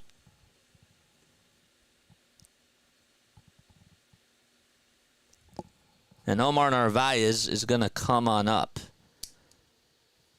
They said that the call stands on NBC Sports, but they haven't officially ruled it. See again. I think it just got a piece of the front leather of the glove. Is there any movement? Maybe not from the angle that they're showing us. You did see a little piece of the leather, though, come up on the back end of the foul ball, but it wasn't visible by the time the foul ball was hit. And then when he turned it up, Garrett Stubbs, it just showed up there. Everybody's quiet now ever since it stopped.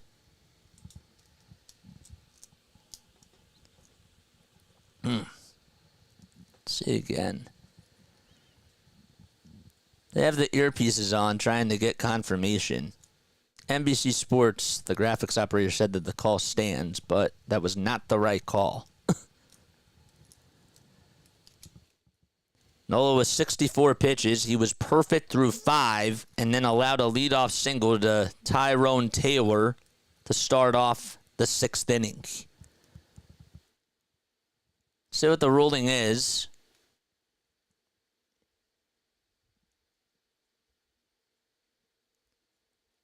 And the call's overturned. So it's an 0-2 count. And Wendell's going to have to pick up his bat and go back to the plate.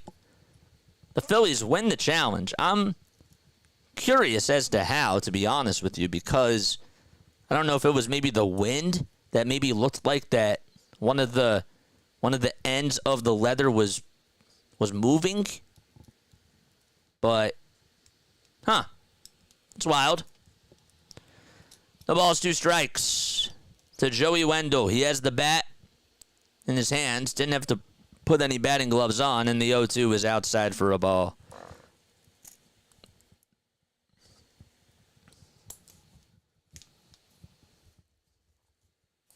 So Taylor does go back over to first. And the second base umpire is going to come in to talk to Aaron Nola. Said something to him. I don't know what. But we play on now. It's inning. Okay. Yeah, I know what you're saying. 1 ball, 2 strikes. Nola gets set at the letters. Kicks, fires the pitch. Line drive hit out to left field, and that's going to be caught by Brandon Marsh. And they get the first out recorded as Taylor retreats back over to first.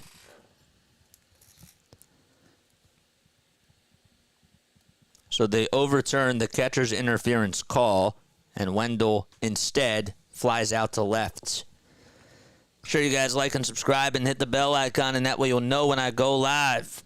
Omar Narvaez comes up, batting on the left side. Mets are in their blue tops and blue bottoms. 2-0 Phillies lead. They scored both runs in the top of the 3rd.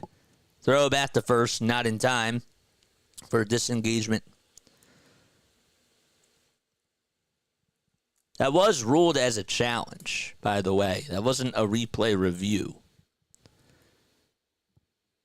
First pitch is a knuckle curve that's just fouled off.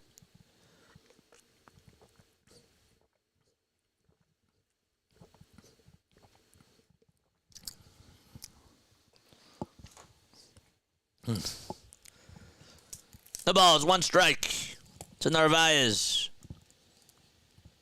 We're trying to get on the same page as Garrett Stubbs. A runner at first in the 0-1.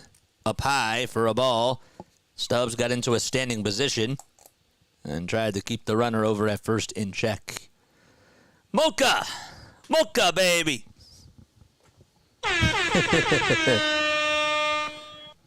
1 ball, 1 strike. And the next pitch, that's fouled away.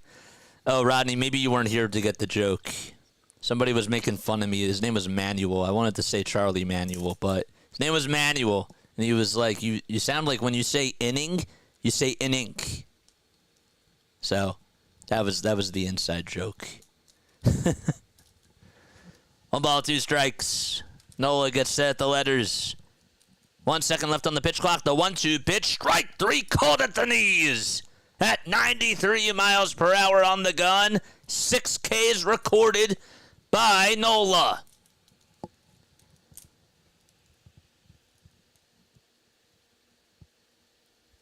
Only froze up Narvaez. I think he was thinking that the pitch was going to go down low.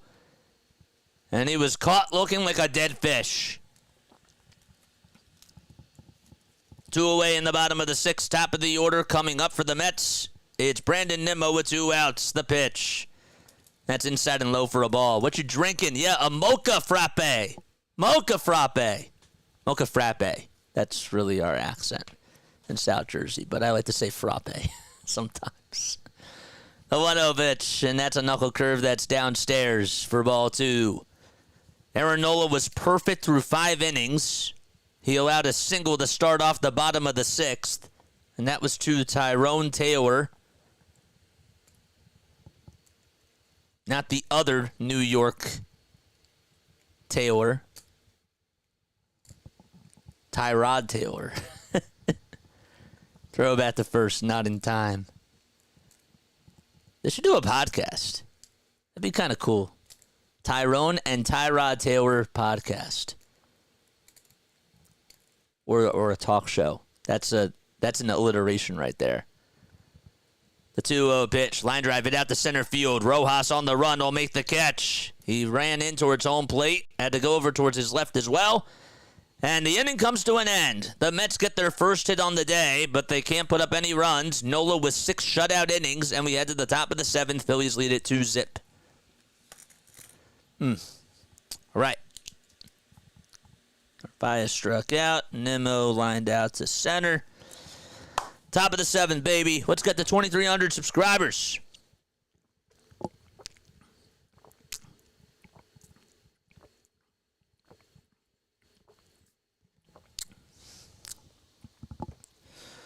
We have a former Phillies sighting right now because Jake Diekman is going to come into the game. And what makes it even more cool, Matt Gelb just talked about this, but his big league debut was 12 years ago tomorrow. How about that for a time capsule? You know? It's pretty awesome. Now, of course, Diekman, in a Mets uniform. But, yeah. Under 50 people on here watching. Make sure you guys hit the thumbs up button and hit that subscribe button as well. Yeah, man. Good stuff.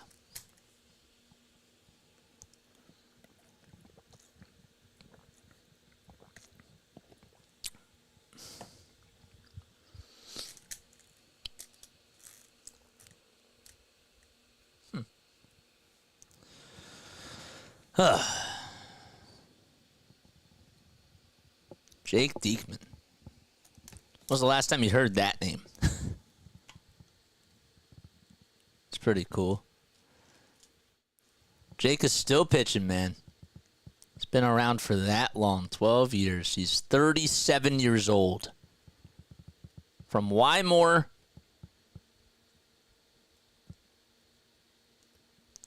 Is that Wymore, New England? Is that right?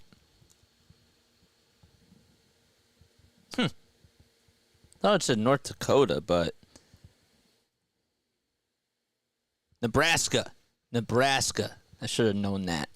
New England, of course, it's Massachusetts. I was thinking, what else starts with an N-E? Not a lot of baseball players from Nebraska. The pitch, and that's on the outside corner for a strike. So Diekman this year has pitched in 15 games, has a 3.65 ERA, 17 strikeouts in 12 innings of work.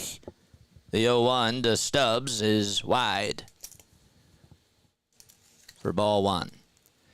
Cubs play the Braves tonight. That game will be at 7:20 p.m. Eastern Time. The Cubs are 24-18, and the Braves are 25-13.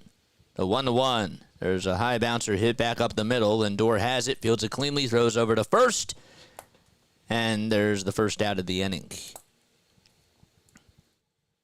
That sounds good, Larry. Sounds good. 1 out in the top of the 7th. And Kyle Schwarber's coming up to bat. He struck out in the 5th inning. That was his last time up. 1 out, bases empty in the top of the 7th. The pitch by Diekman, just downstairs. Schwarber lifetime against Diekman is just 0 for 1. And he struck out in that at-bat. The pitch. Low again for ball 2. Diekman is 6'4", weighs 195 pounds. Last time he pitched was on Sunday. He went 2/3 of an inning against the Braves. He walked the batter, and he threw 11 pitches. Next pitch, and that's fouled off.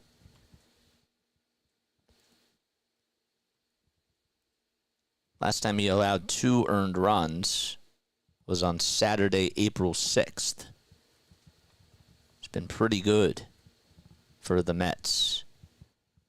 2-1 on the way. And that's on the outside corner for strike 2.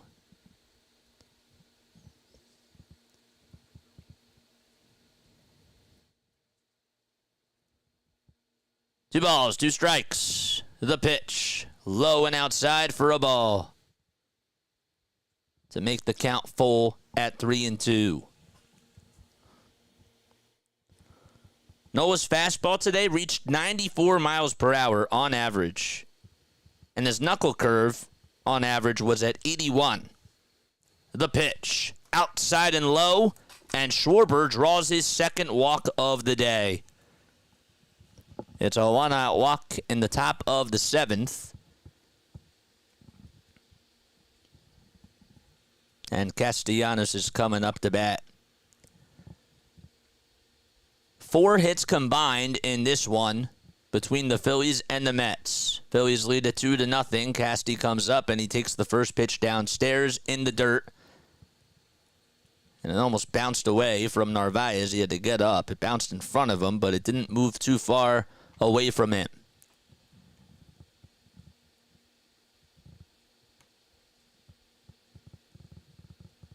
Want to know is the count.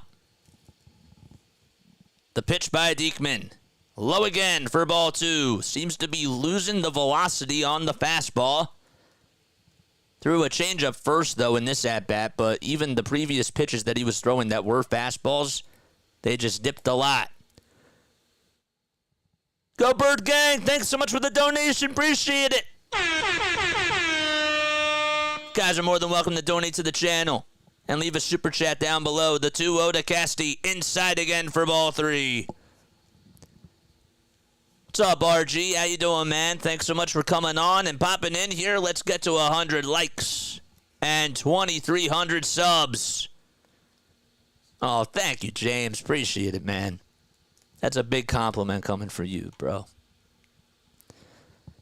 3 balls, no strikes. Diekman had to step off the rubber for a second. He's back on there. He tries to get set and delivers from the stretch. The 3-0 inside and low for ball 4. And Castellanos walks.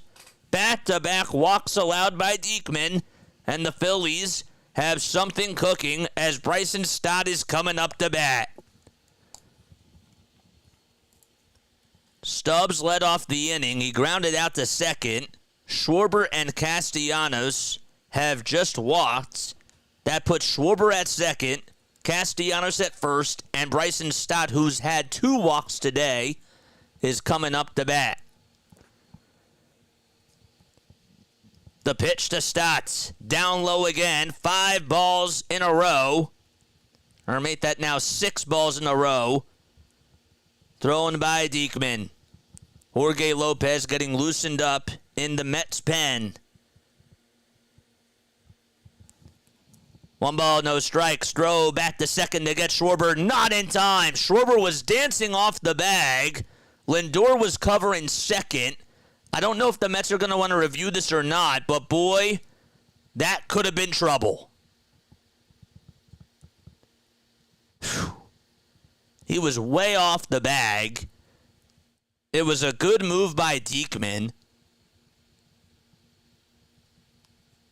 And Narvaez was pumping his fist, and he said, "Nah, you got to go back to that." I don't know. Lindor tried to swipe him on that right shoulder, and they are going to review this. So this is big. I thought for a second maybe he was out. They're not showing any other review angles of this right now. But boy, Schwarber should not have been dancing that far away from the bag.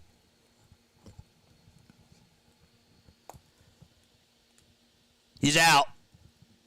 Got picked off. And he goes back to the dugout. A careless base running mistake by Kyle Schwarber, and there's 2 outs with just a runner over at first. That's just such a rally killer. Lindor tagged him right on the right shoulder,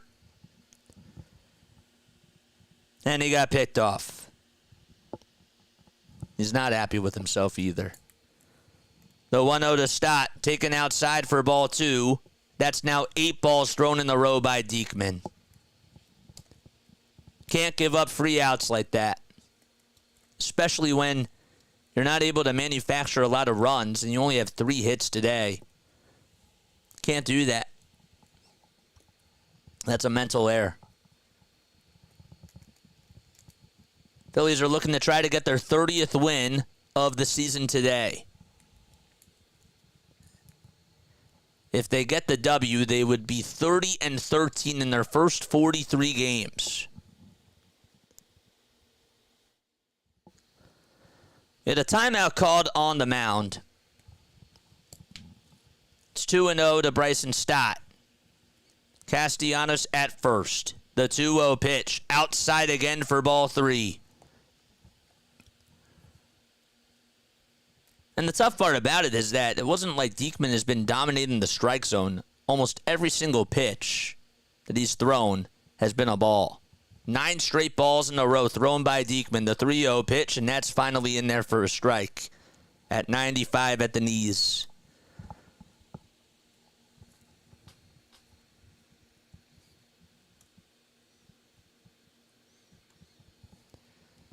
The 3-1 pitch. Low and outside for ball 4, and that puts runners at first and second again, this time with 2 outs. 3 walks in a row. And Carlos Mendoza is going to go out there, and that's going to be it for Jake Diekman. 2 outs in the top of the 7th, at least you would think. And we have a pitching change coming because Bohm and Marsh are walking back to the dugout right now, and Lopez looks like he's going to come on in. So we do have a pitching change. And the Mets and Phillies will be right back. That kind of, I mean, like, as a fan, that's just so annoying. Like, I thought that Schwarber was better than that. You know what I mean?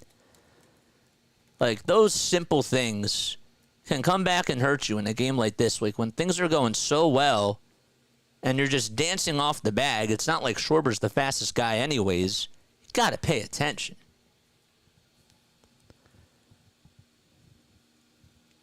What's going on, David? How you doing? All right, so JJ, RG says, feel free to answer this whenever you have a second. What do you think of people around MLB ranking us number 2 behind the Dodgers? Well, let's be honest. The Dodgers have the Dodgers are a big market. That's number 1, right? They've been relatively good with a lot of firepower over how many years now? It's been like 9-10 years. So, of course, the Dodgers are going to be ranked high because of that. They got Yamamoto. They got Ohtani. They got Betts. They got Freeman. These are all splashy names, right? So, and then when Kershaw comes back, he's going to be another name that stands out for them as well as Gratterall and Max Muncy and those types of guys. So, they have a lot of respect around the league. Not saying that the Phillies don't, but the Phillies don't have... National media does not respect Ranger Suarez yet. Like, let's put it that way. And Alec Bohm honestly hasn't gotten the respect that he deserves right now as a Phillies player either. It's all about the top names. Castellanos, Harper, Schwarber.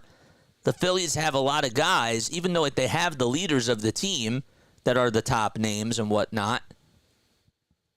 You know, they just haven't gotten that respect yet because they're not playing against the big-time opponents. Here's Alec Bohm who comes up to the plate. Lopez on the bump, and the first pitch is a knuckle curve that's taken low and away for a ball.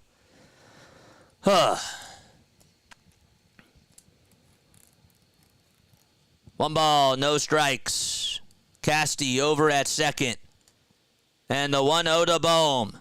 Popped up and fouled behind the plate as it'll find the seats. Jorge Lopez on the mound. Diekman slammed his mitt down and punched the top of the Gatorade dispenser. He's not happy with himself today. He's looking at the iPad. 1 ball, 1 strike. Casty at second.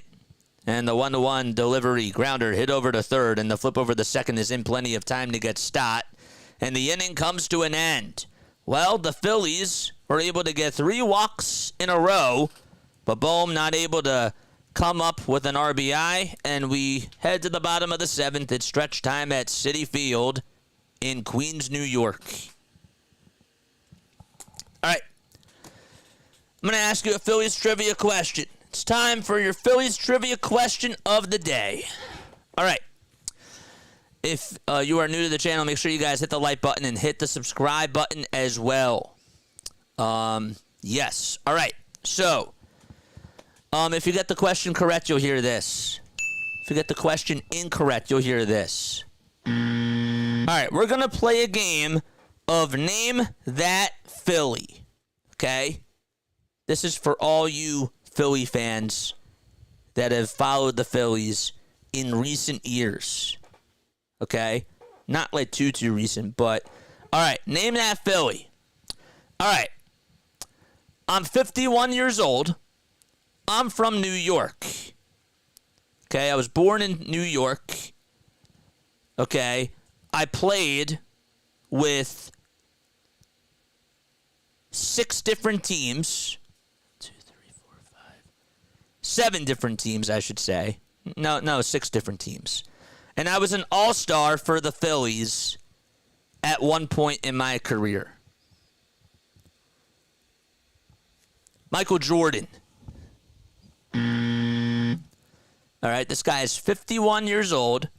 He was born in New York City, was an all-star at one point in his career with the Phillies, and played for 6 different teams. Jamie Moyer.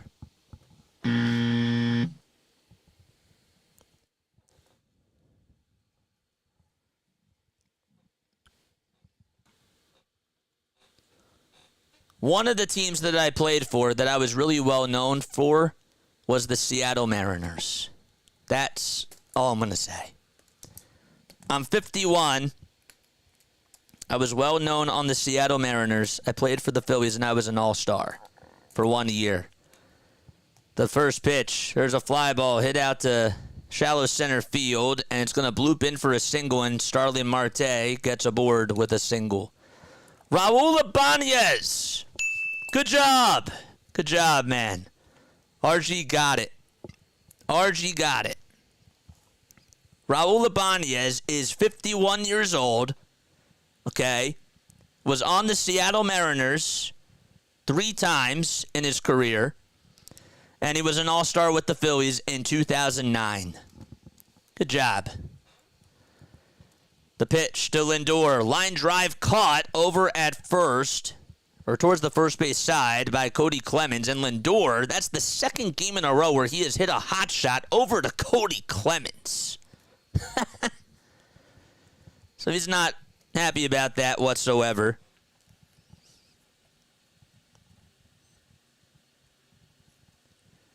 And it's Pete Alonso who's coming up to bat. Good job, man. Did you like that one? Thought that was a good one. Bottom of the 7th. 1 out, a runner at first. The pitch to Alonso. Grounder hit over to third base. This should be 2. The flip over the second. There's 1. The throw to first in time. And around the horn double play. And Aaron Nola gets out of the 7th. We head to the top of the 8th. 2-0. A 2-hitter thrown by Aaron Nola in this beautiful outing against the Mets.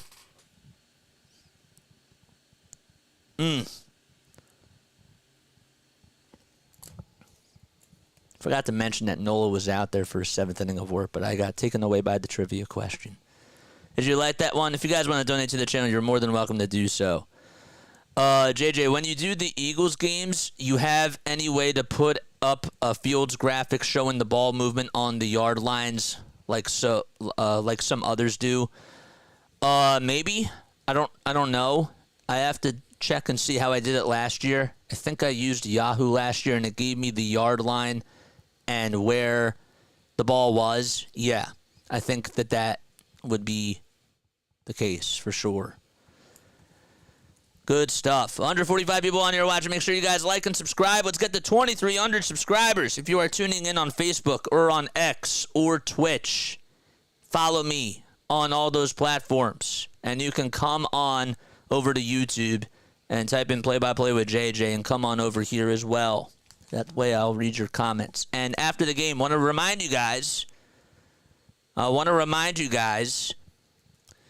to come on over to the Discord because we'll be taking your calls. What about showing the count? I don't like to do it because it's a spoiler. And I know, like, in basketball, like, I'm okay with it. And then football, I'm kind of okay with it. But in baseball, every single pitch, like, if it shows what the count is, because it's not as fast of an action type of a game, I don't like to do that, you know? It messes me up. So I hide the count because of that. So that was a 3-pitch inning by Nola, by the way. Yes, it was. All right, top of the 8th. Marsh, Merrifield, and Clemens are coming up to bat. The pitch to Marsh, and that's taken for a high strike over on the outside corner.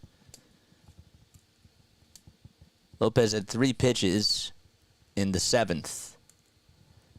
The ball is 1 strike to Brandon Marsh. The 0-1, that's inside for ball 1 at 95 miles per hour. Marsh hitting .256. He has 6 homers and 22 RBI. He did walk, single, and have an RBI as well. 75, my guy. The 1-1 on the outside corner at the knees for called strike 2.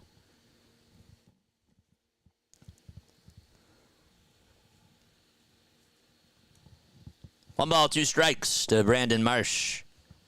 And the 1-2 low, a changeup at 88. Phillies will take their next 2 games against the Mets tomorrow night and Thursday night at 6:40 p.m. Eastern Time.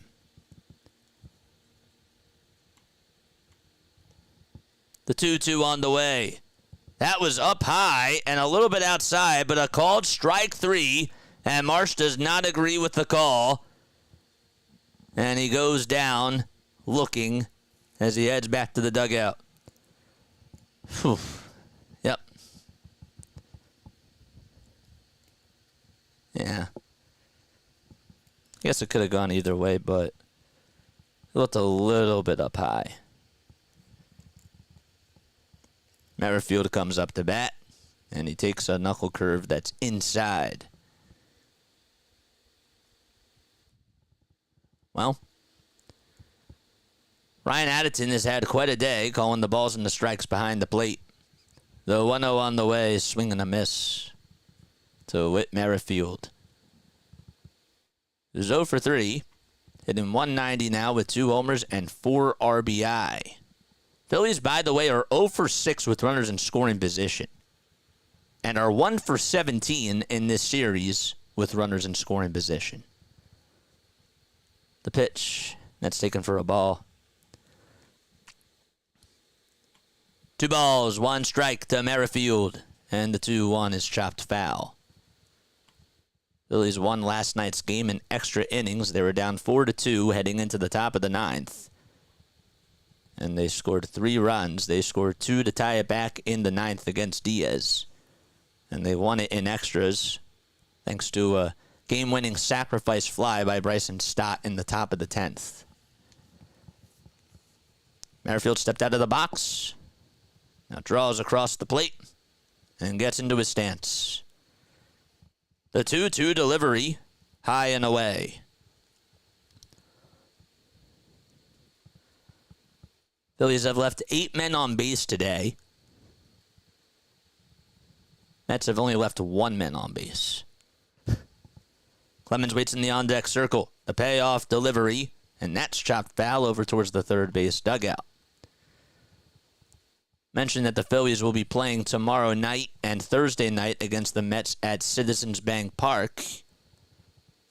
They will have Ranger Suarez on the mound on Wednesday and Taijuan Walker on Thursday. 3-2 pitch, down low and outside for ball 4, and Merrifield draws a one-out walk. First time that he's gotten on today, he grounded out twice and also flew out to center. That was back in the third. Suarez is going to face Quintana tomorrow night. First pitch begins at 6:40. And then it's Christian Scott who pitches on Thursday against Taijuan Walker. The pitch to Clemens, and it's inside and low. It's going to get away from Narvaez, and running over to second base is Whit Merrifield.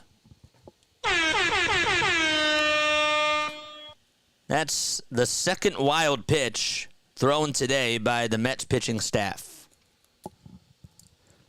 That puts Merrifield in scoring position.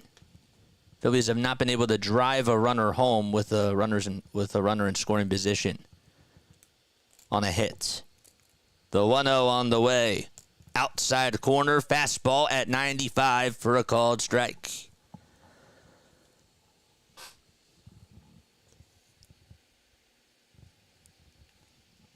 The 1-1 pitch. Check swing, but it was a strike anyways. Called by the home plate umpire, Ryan Addington. See again. Just a little bit outside, but may have touched the plaque. The 1-2 pitch in the air, hit out to center field. Backing up is Tyrone, and he steps in front of the track. He'll make the catch. Tagging up from second is Merrifield. He'll jog on over to third. The throw is drawn, not even close to the bag. And there's 2 outs with Merrifield standing 90 feet away from home plate. As they move the runners over, Clemens hit it to the deepest part, out in the yard. And Rojas will try to take a crack at it against Lopez here. Yohan singled in the third and scored a run as well. 2 outs in the top of the 8th. 19 pitches for Lopez. And the pitch is wide for ball 1. Lopez is the third reliever that the Mets have gone to today. Jose Butto got the start. Didn't have such a good outing. 1 ball, no strikes to Rojas. Merrifield at third, 2 outs, and the pitch. In there for a strike at the knees at 96 on the gun. Rojas decided to take it all the way and got a fastball. Wanted to be patient.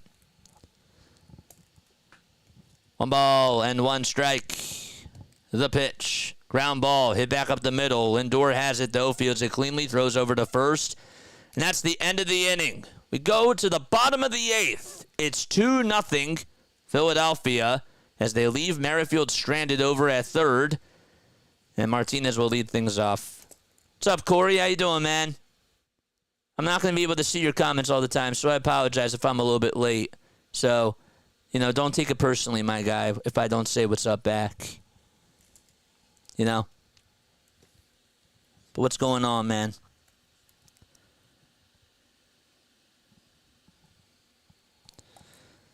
Doing good, bro. Have 165 people on here watching. Hit the thumbs up button and hit that subscribe button if you haven't done so already. My name is Jason Joseph. Just a little bit about me. I'm a broadcaster from South Jersey. I graduated from Rowan University in the spring of 2022. I've been on here calling Phillies, Sixers, and Eagles games since December of 2022, and I want to go into play-by-play announcing, man. That's really what I want to do, and I'm getting reps just by being on here and being a part of the new digital media realm, because this is the future of sports broadcasting, interacting with you guys and making it more of a personal experience. And also you guys get to listen to a live radio play-by-play call, because a lot of the people that tune in don't have access to the game, and obviously I can't show the game. So I like the Florida Panthers, St. Louis Cardinals, Carolina Panthers, and Indianapolis Colts. That's cool. And the Golden State Warriors and the Pacers. Oh, boy. Got a lot of favorite teams, my guy. Got a lot of favorite teams. So then, who do you root for if the Warriors are playing the Pacers? Cheering for you, JJ. Appreciate it, man. I do. It's fun, man. It's really a lot of fun. I have a good time on here. All right, bottom of the eighth. You root for the Warriors when they played the Pacers. So your Warriors are your number one. Okay. That sounds good.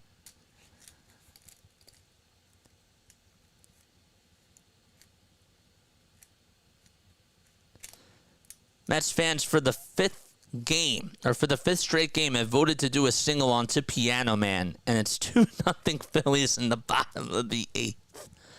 That's what Matt Gelb said. Cool. Nola back out there to pitch for the Phils, and the pitch is down low for a ball.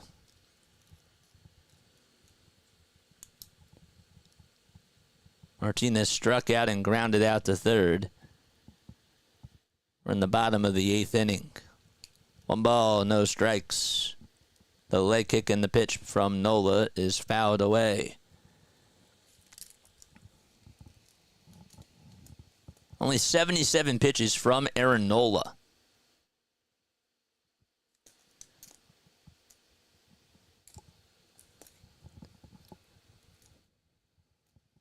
One ball, one strike to J.D. Martinez. Nola kicks, fires the 1-1. That's fouled off. They're showing Tom McCarthy in the booth, and he was doing, I think it was like a joke, but tripping over the cable wires. Who do I think is gonna what when the Cardinals win? The Cardinals or the Angels? The 1-2, and that's down low and for ball 2. Who do I think is gonna win? They play at what, 9:30 tonight? I don't know, dude. How about you? 2 balls, 2 strikes. The windup and the next pitch. And that's chopped away. Another foul ball.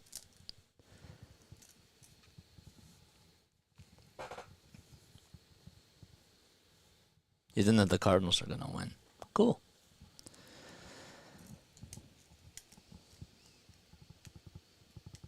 Very cloudy out at Citi Field. The 2-2. Swing and a miss.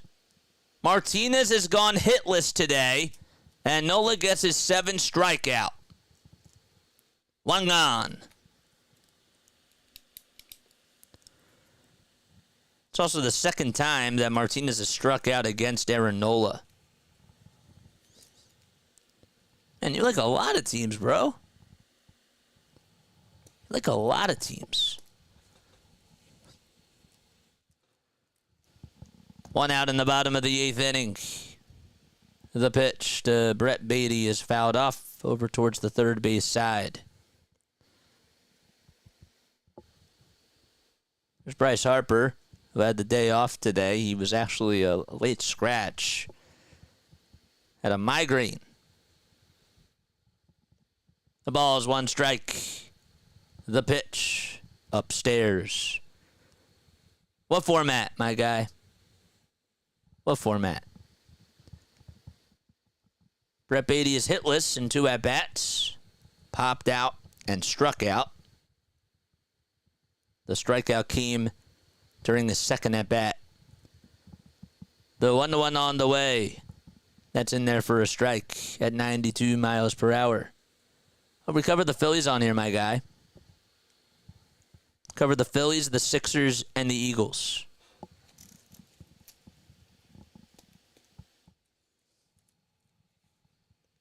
One ball, 2 strikes.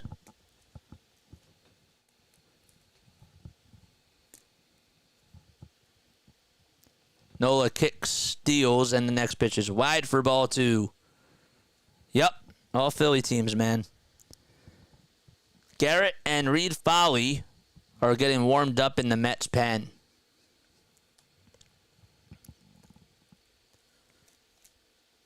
The 2-2 on the way from Nola. Popped up and hit out to shallow left center. Marsh calls off Rojas, and he'll make the catch with the sunglasses over his baseball cap. And 2 outs recorded. Wonder if they're going to keep Nola in for the 9th. He's only at 86 pitches. Tyrone Taylor is coming up to bat for the Mets, and he was the one that broke the perfect game in the bottom of the 6th. He had the single off of Nola. And Nola looking to try to get redemption, but he throws a sinker that's low and away for a ball. 2-0 Phillies. Nola gets the signs, kicks, delivers the pitch. Line drive, diving catch by Bryson Stott. And that ends the inning. Stott got a little dirty with it. And Aaron Nola gets another 1-2-3 inning thanks to his defense. And we head to the top of the 9th at Citi Field. Bryson Stott smiling as they go back to the dugout. And the Phillies will come up to bat. All right. Considering your prior Pats fandom, I still kind of am deep down. Do you have any thoughts about them drafting Drake May? I wanted JJ. Personally. I really wanted JJ. But that's just me. Do I think Drake's bad? Or do I think that Drake's a good player? Or has a lot of potential? I do. But if you were to ask me, out of the two, I would have went with JJ. That's my short answer. They're in a tough spot, man. They really are. They're in such a tough spot. They have a lot of problems, but they had a dynasty forever. That's what happens.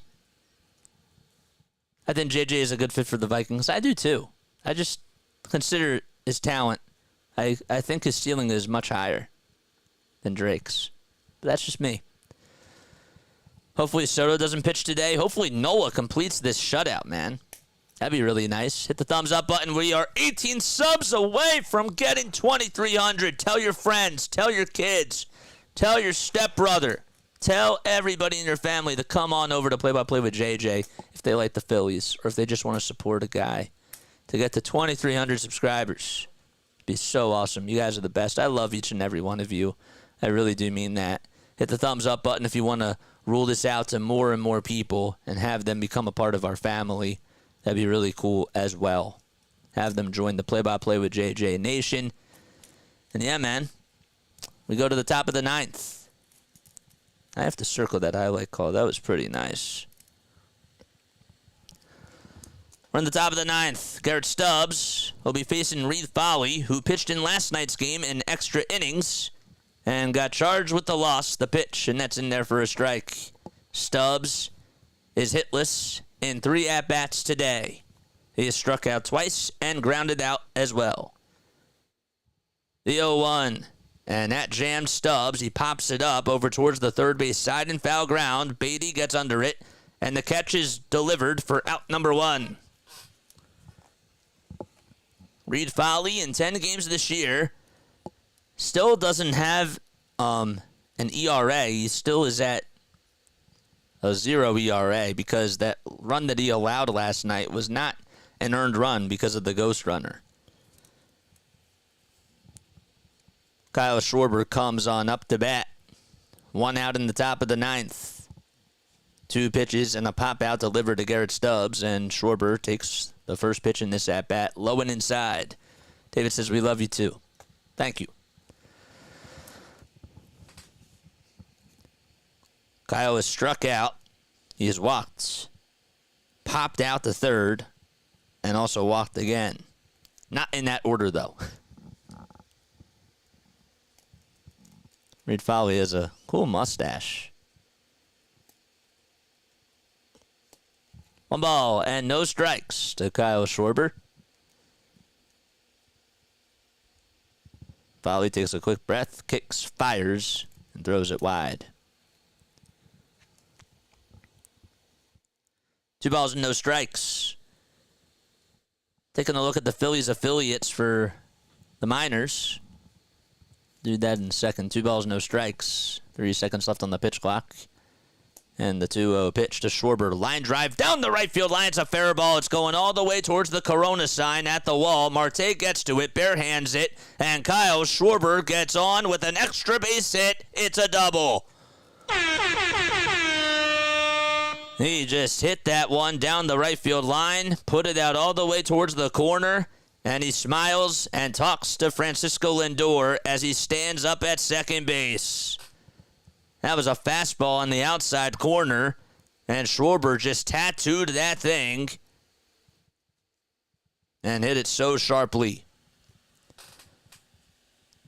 That's his first hit, and Castellanos comes up to bat. Phillies looking to try to get their first runner home with a runner in scoring position, and the first pitch is swung on and missed. They do lead it 2-0. Jersey Shore Blue Claws play against the Hudson Valley Renegades tonight at 6:05. That's for High A for the Phillies. Clearwater is hosting Daytona. Clearwater is actually 22-11 on the season. The 0-1, that's up high for a ball. Lehigh Valley will be playing against Norfolk. That'll be at 6:35. The Clearwater game's at 6:30.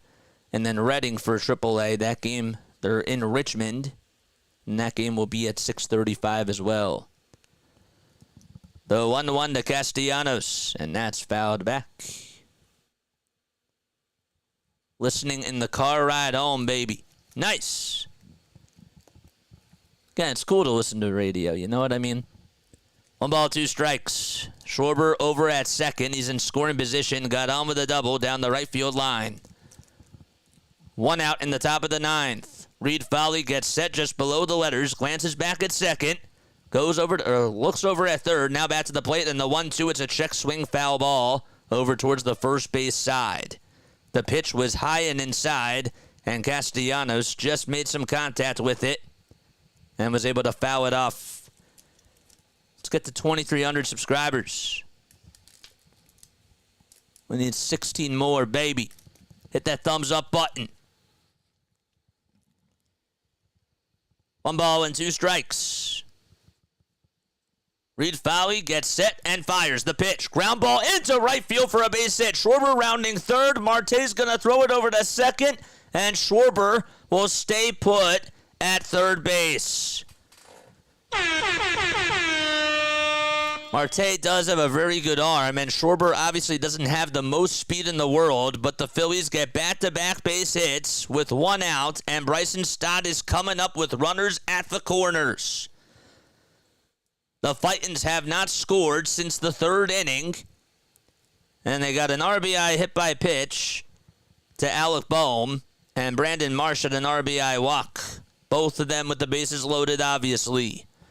First pitch to Stott, way up high, and Narvaez had to get into a standing position in order to catch that.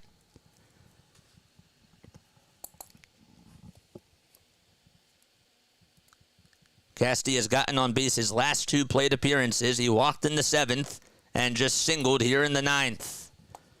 Time is called really quickly, and Stott takes a quick step out of the box. Alec Bohm is up next. Lindor covering second in case Castellanos decides to go. The 1-0 delivery to Stott, and that's fouled off. Of course, Stott had the home run in the 9th inning last night off of Edwin Diaz.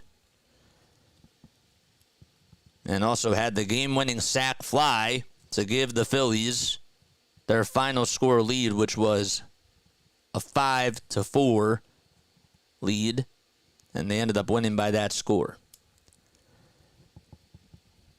Narvaez tried to go over the signs with all the infielders, and he's back into a squatting position. 1 ball, 1 strike. Runners at the corners. 2-0 in the top of the 9th. Phillies have runners at first and third with 1 out. Stott's up at the plate. The 1-1 pitch. Swing and a miss. That fastball was right down the pipe, and Stott was late. He knew that was going to be his pitch. 1-2 is the count. 3 seconds left on the pitch clock. Reed Foley gets set below the letters. The throw back to first, and Castellanos dives back in there safely without a tag from Alonso.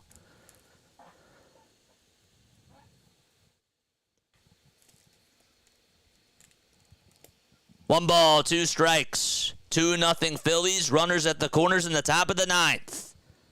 Stott at the plate. 1 out. The 1-2 to Stott. Line drive into right field for a base hit. Schwarber's going to jog in to score. Castellanos goes over to second. It's an RBI single by Stott. And it's a 3-0 Phillies lead. The first hit with runners in scoring position is on an RBI single by Bryson Stott.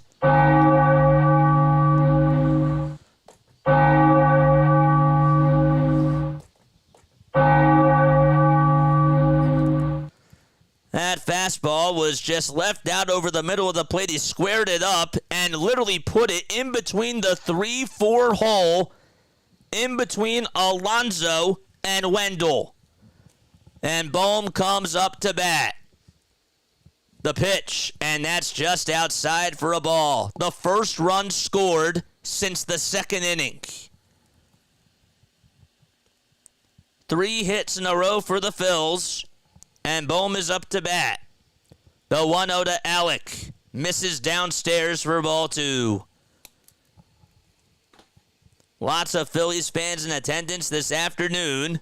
The Mets have to go across the turnpike and take I-95 when they play the Phillies at home tomorrow night and Thursday.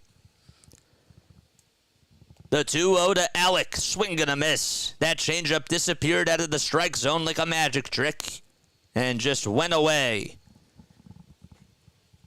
Al thought it was maybe going to hang out there, but it just went below the zone. The 2-1 to Bohm. Swing and a miss again. Back-to-back changeups. Good movement and good velocity by Foley.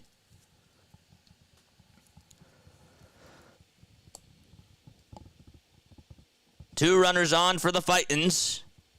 And the 2-2 to Bohm. Just misses outside.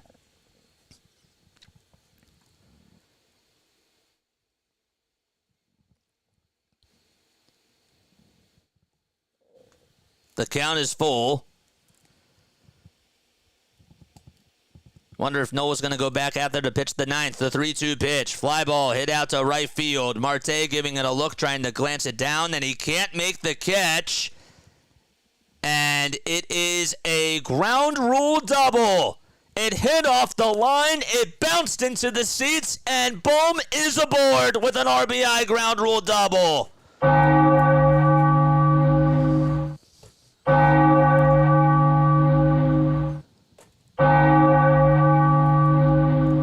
It just hit the chalk. It stayed fair and went right into the seats. Bohm thought maybe it was going to hook foul, and it just stayed fair to the left side of the line. And that's how the Phillies get their 4th run. 4 base hits in a row for the Phillies as they have batted around Sean Reed Foley once again. And we have a timeout called on the mound. Bohm is at third. Or Bohm is at second, I should say. And Stott is at third. Castellanos came in to score. And the infield now playing in 4-0 Phillies lead. They just doubled their lead. They were up 2-0 coming into this 9th inning. Marsh at the plate. The pitch inside. I'm surprised that the Mets are still keeping Reed Foley in here. I don't see anybody warming up in the Mets bullpen. They haven't showed the Mets bullpen, so I can't be for certain about that. One ball, no strikes. Marsh at the plate, the 1-0. Ground ball hit over to first, and, well, Stott's going to get caught into a rundown. They throw it over to home plate. The throw back to third, it's bobbled, and the throw back to home plate by the catcher, and the pitcher covers home plate. He's now going to try to get Stott into a rundown. Bohm went over to third, and Stott is tagged out, and Bohm is safe at third. So Bohm was literally over at third. He tried to distract the pitcher and tried to distract the catcher as well, Narvaez. I can't believe Narvaez dropped that during that little rundown, but Stott was out over at third, and going over to second base is Brandon Marsh. So that puts 2 runners in scoring position. That's going to go as a fielder's choice ground out. A 3-1-1. No, a 3-1-3 fielder's choice.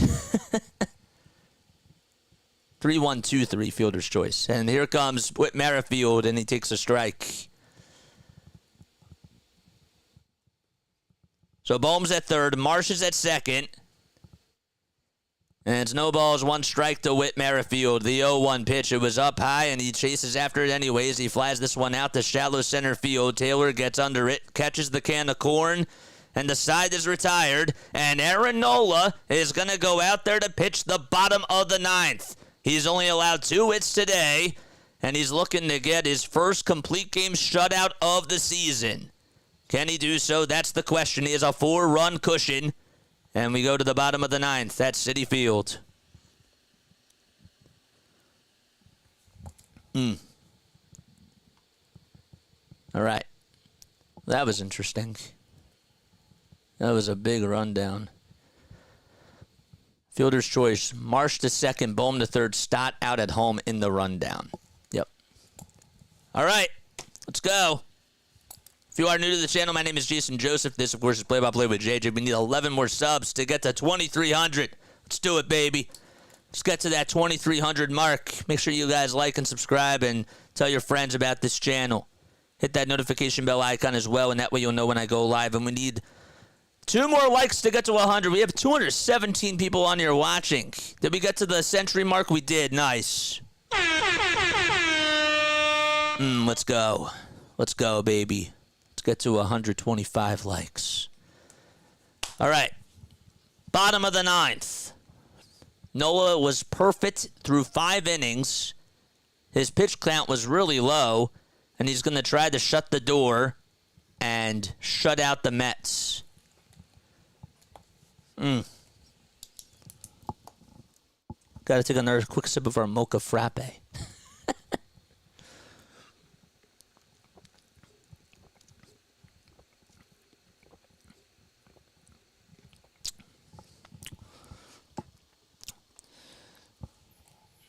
Yeah, I've tried to reach out to him. I don't think I'm like big enough yet, like to do that type of a thing with him. I don't know.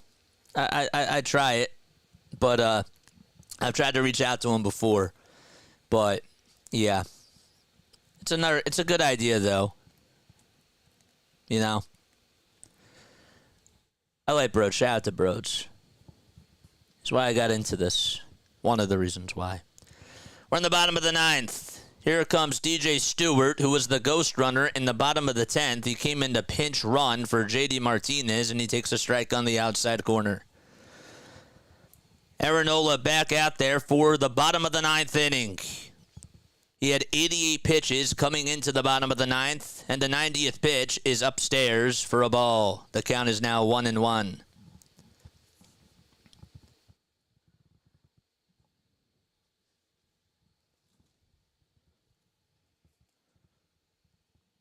One ball and 1 strike to DJ Stewart. And the pitch, swing and a miss. Ooh, that knuckle curve was absolutely filthy.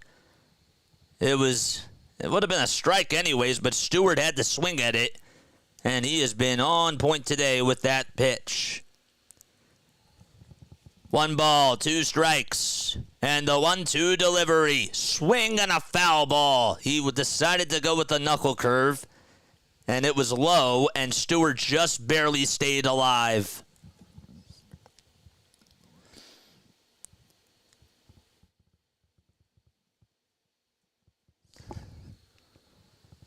1 ball, 2 strikes.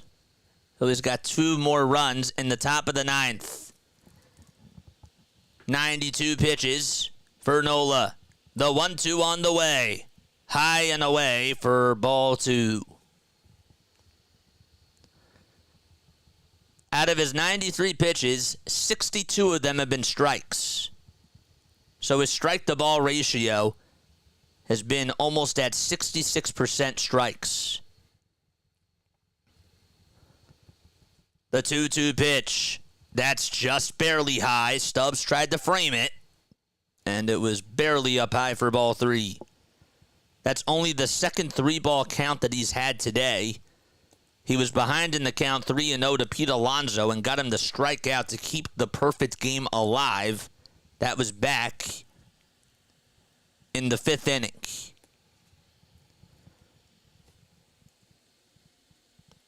Three balls and 2 strikes to DJ Stewart. It's 8-9-1 due up for the Mets. The payoff pitch. Swing and a miss. He struck him out. Another knuckle curve, and Nola has 8 Ks on the afternoon. Executed perfectly. And DJ Stewart goes back to the dugout getting fooled. Hoffman warming up in the Phillies bullpen. 1 out in the bottom of the 9th. And it's Omar Narvaez's turn to come on up to bat. 10 more subs, baby. Let's do it. The pitch. And that's in there for a strike. It looked a little bit low as Jeff McNeil's going to pinch hit for Omar Narvaez. McNeil popped out to end the game. No balls and 1 strike. Nola kicks, fires the next pitch. That ball is golfed out to right field, and it is lined foul. Just a laser. And Nola left one out over the middle of the plate, and McNeil was early. 97 pitches for Nola. No balls and 2 strikes. 5 seconds left on the pitch clock to Jeff McNeil. The 0-2 on the way. Just outside for a ball.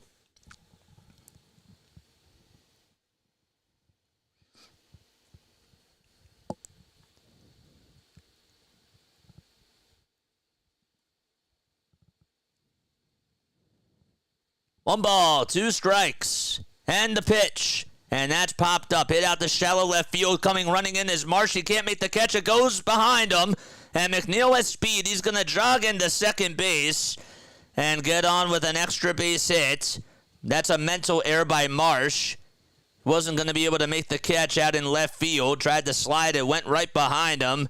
And that's going to put a runner in scoring position.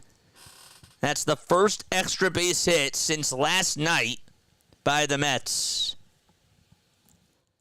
Oof. Just tried to backhand it, and it went over his glove. And thank goodness it didn't bounce too far towards the wall, but he had to go a little ways to get that.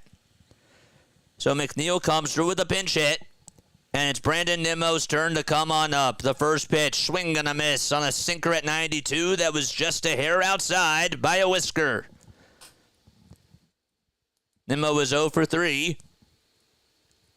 He is grounded out, struck out, and lined out. The 0-1 to Brandon, just inside for a ball.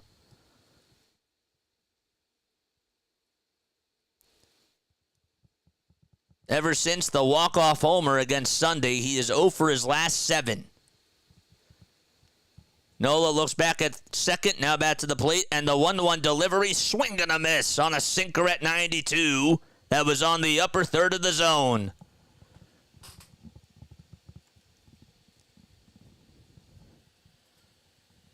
Nola struck out Nimmo in the 4th.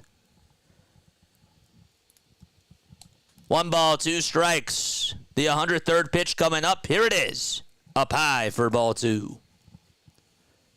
And that's going to even the count at 2 apiece to the 31-year-old who stands at 6'3" and weighs 206 pounds. That's Brandon Nimmo from Cheyenne, Wyoming. 2 balls and 2 strikes. The 2-2 on the way. Swinging a bouncer, hit over to third. Merrifield has it, throws across the diamond, and it's just in time to get Nimmo. McNeil stays at second, and the Mets are down to their final out. And Aaron Nola is 1 out away from getting his first complete game shutout of the year. It's all up to Starling Marte, who did single and solve Aaron Nola his last at-bat. Nola looking for some redemption here. McNeil at second, first pitch to Marte. It looked a little low, but it's a called strike by Ryan Addington. 0-1 is the count. 105 pitches from Aaron Nola. No balls and 1 strike. And the 0-1 delivery is chopped foul, and the Mets are down to their final strike. Make sure you guys hit the like button and hit the subscribe button if you haven't done so already. We're 7 subs away from 2,300. No balls and 2 strikes to Starling Marte. On deck is Francisco Lindor. 10 seconds left on the pitch clock. Nola looks back at second. Now back to the plate. Kicks, delivers the 0-2. It misses outside and low. They tried to appeal over at first to see if he went around, and Marte did not. Phillies fans standing on their feet, the ones that made it out to Citi Field in Queens, New York. 1 ball, 2 strikes, and the 1-2 on the way. Line drive into left field for a base hit. McNeil's going to stop over at third, and that's going to put runners at the corners. And Marte, in his second straight at-bat, gets a single off of Aaron Nola. And Thompson decides to stay put. He's going to go, he's walking up the stairwell. And he's just going over signs with Garrett Stubbs. Lindor is due up to bat. The tying run is in the on-deck circle.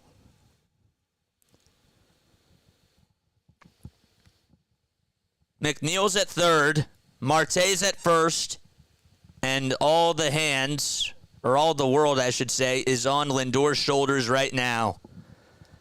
Batting on the left side, wearing his white batting gloves, rests the bat on his back shoulder. The first pitch, and that's popped up. Hit out to shallow center field. Rojas says he has it, and he makes the catch. And that's the ball game. Aaron Nola with a complete game shutout against the Mets, and the Phillies win 4-0.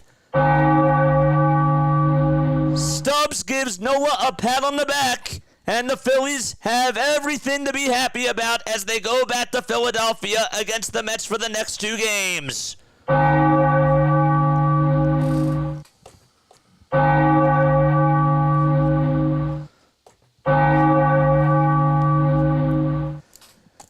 Ring the bell. 30-13 the Phillies are. That's now tied for the second fastest team in franchise history to reach 30 wins in 43 games.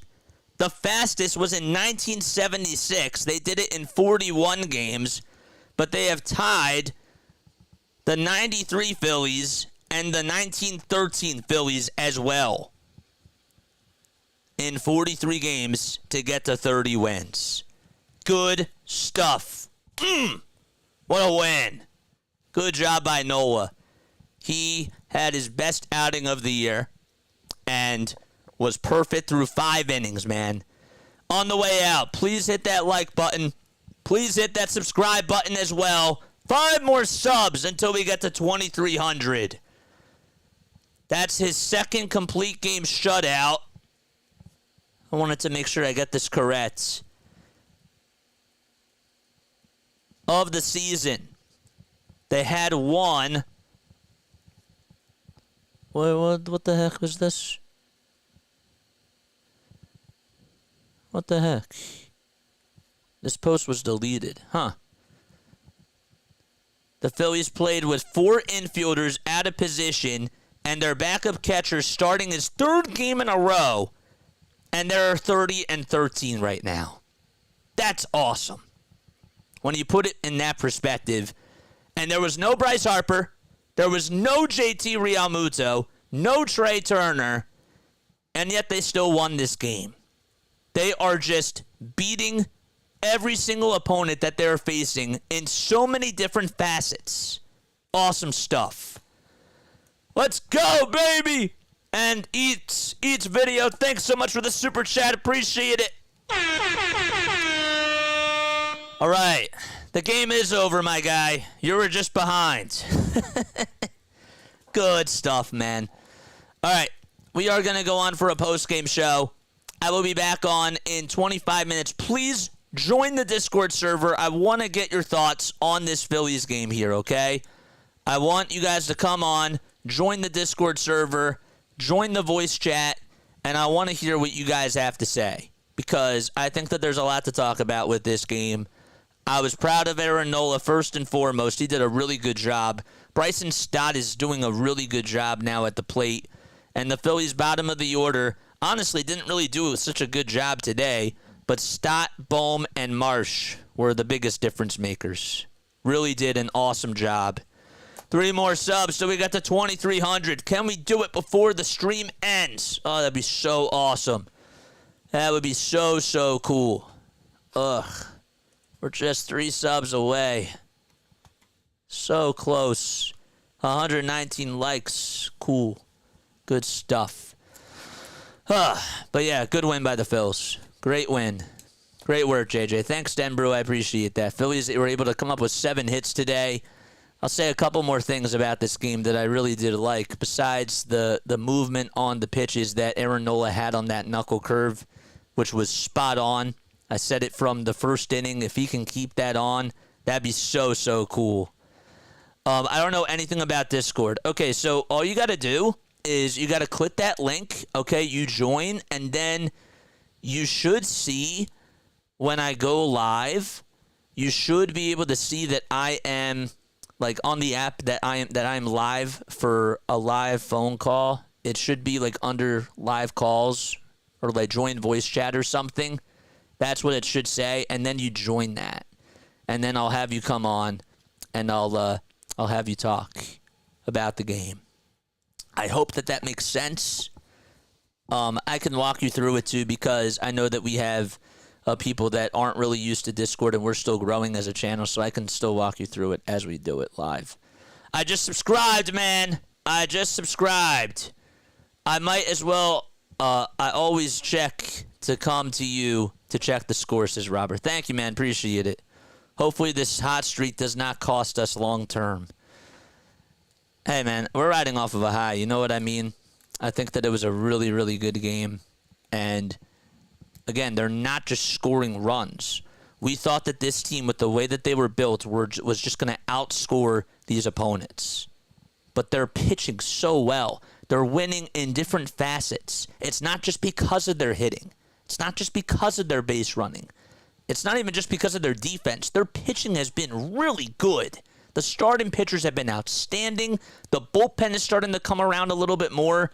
And Thompson today got to rest his bullpen. He was great.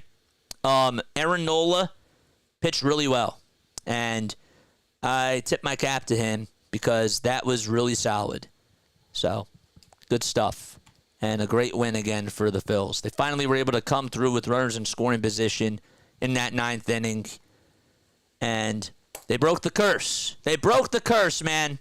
They broke the curse. Yeah, well, they finally did that in the 9th inning. They finally came through. So I was really happy to see that, you know. Anyway, you look at it, a win is a win. And yeah, man. 2 more subs. 2 more subs, baby. Till we get to 2,300. I got to stay on for... man, we got to get there. We got to get there, bro. We're so close. I want to thank you all so much for tuning in, by the way. It means a lot to me that you were able to tune into this game during a work day.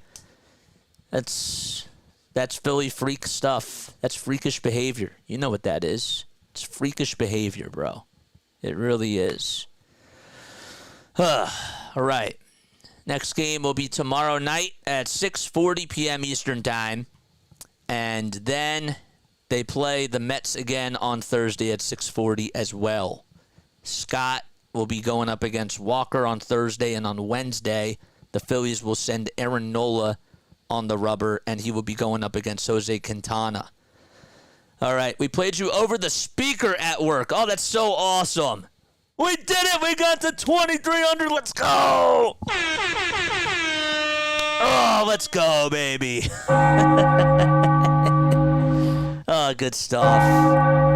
Great. Thank you all so much. Again, I really do appreciate you all so much for being here. Austin, tell your workers I said thank you. I really do appreciate that. That's so sick. That's really awesome. You know, to be able to be in your works, your homes, spaces, and all that stuff. It's great. Paul, lucky 2,300. Thanks and welcome in, baby. Welcome on in, Paul. Way to go. Nola with a shutout, says David. What's up, David? How you doing, man? Man, we still got 94 people tuning in on here.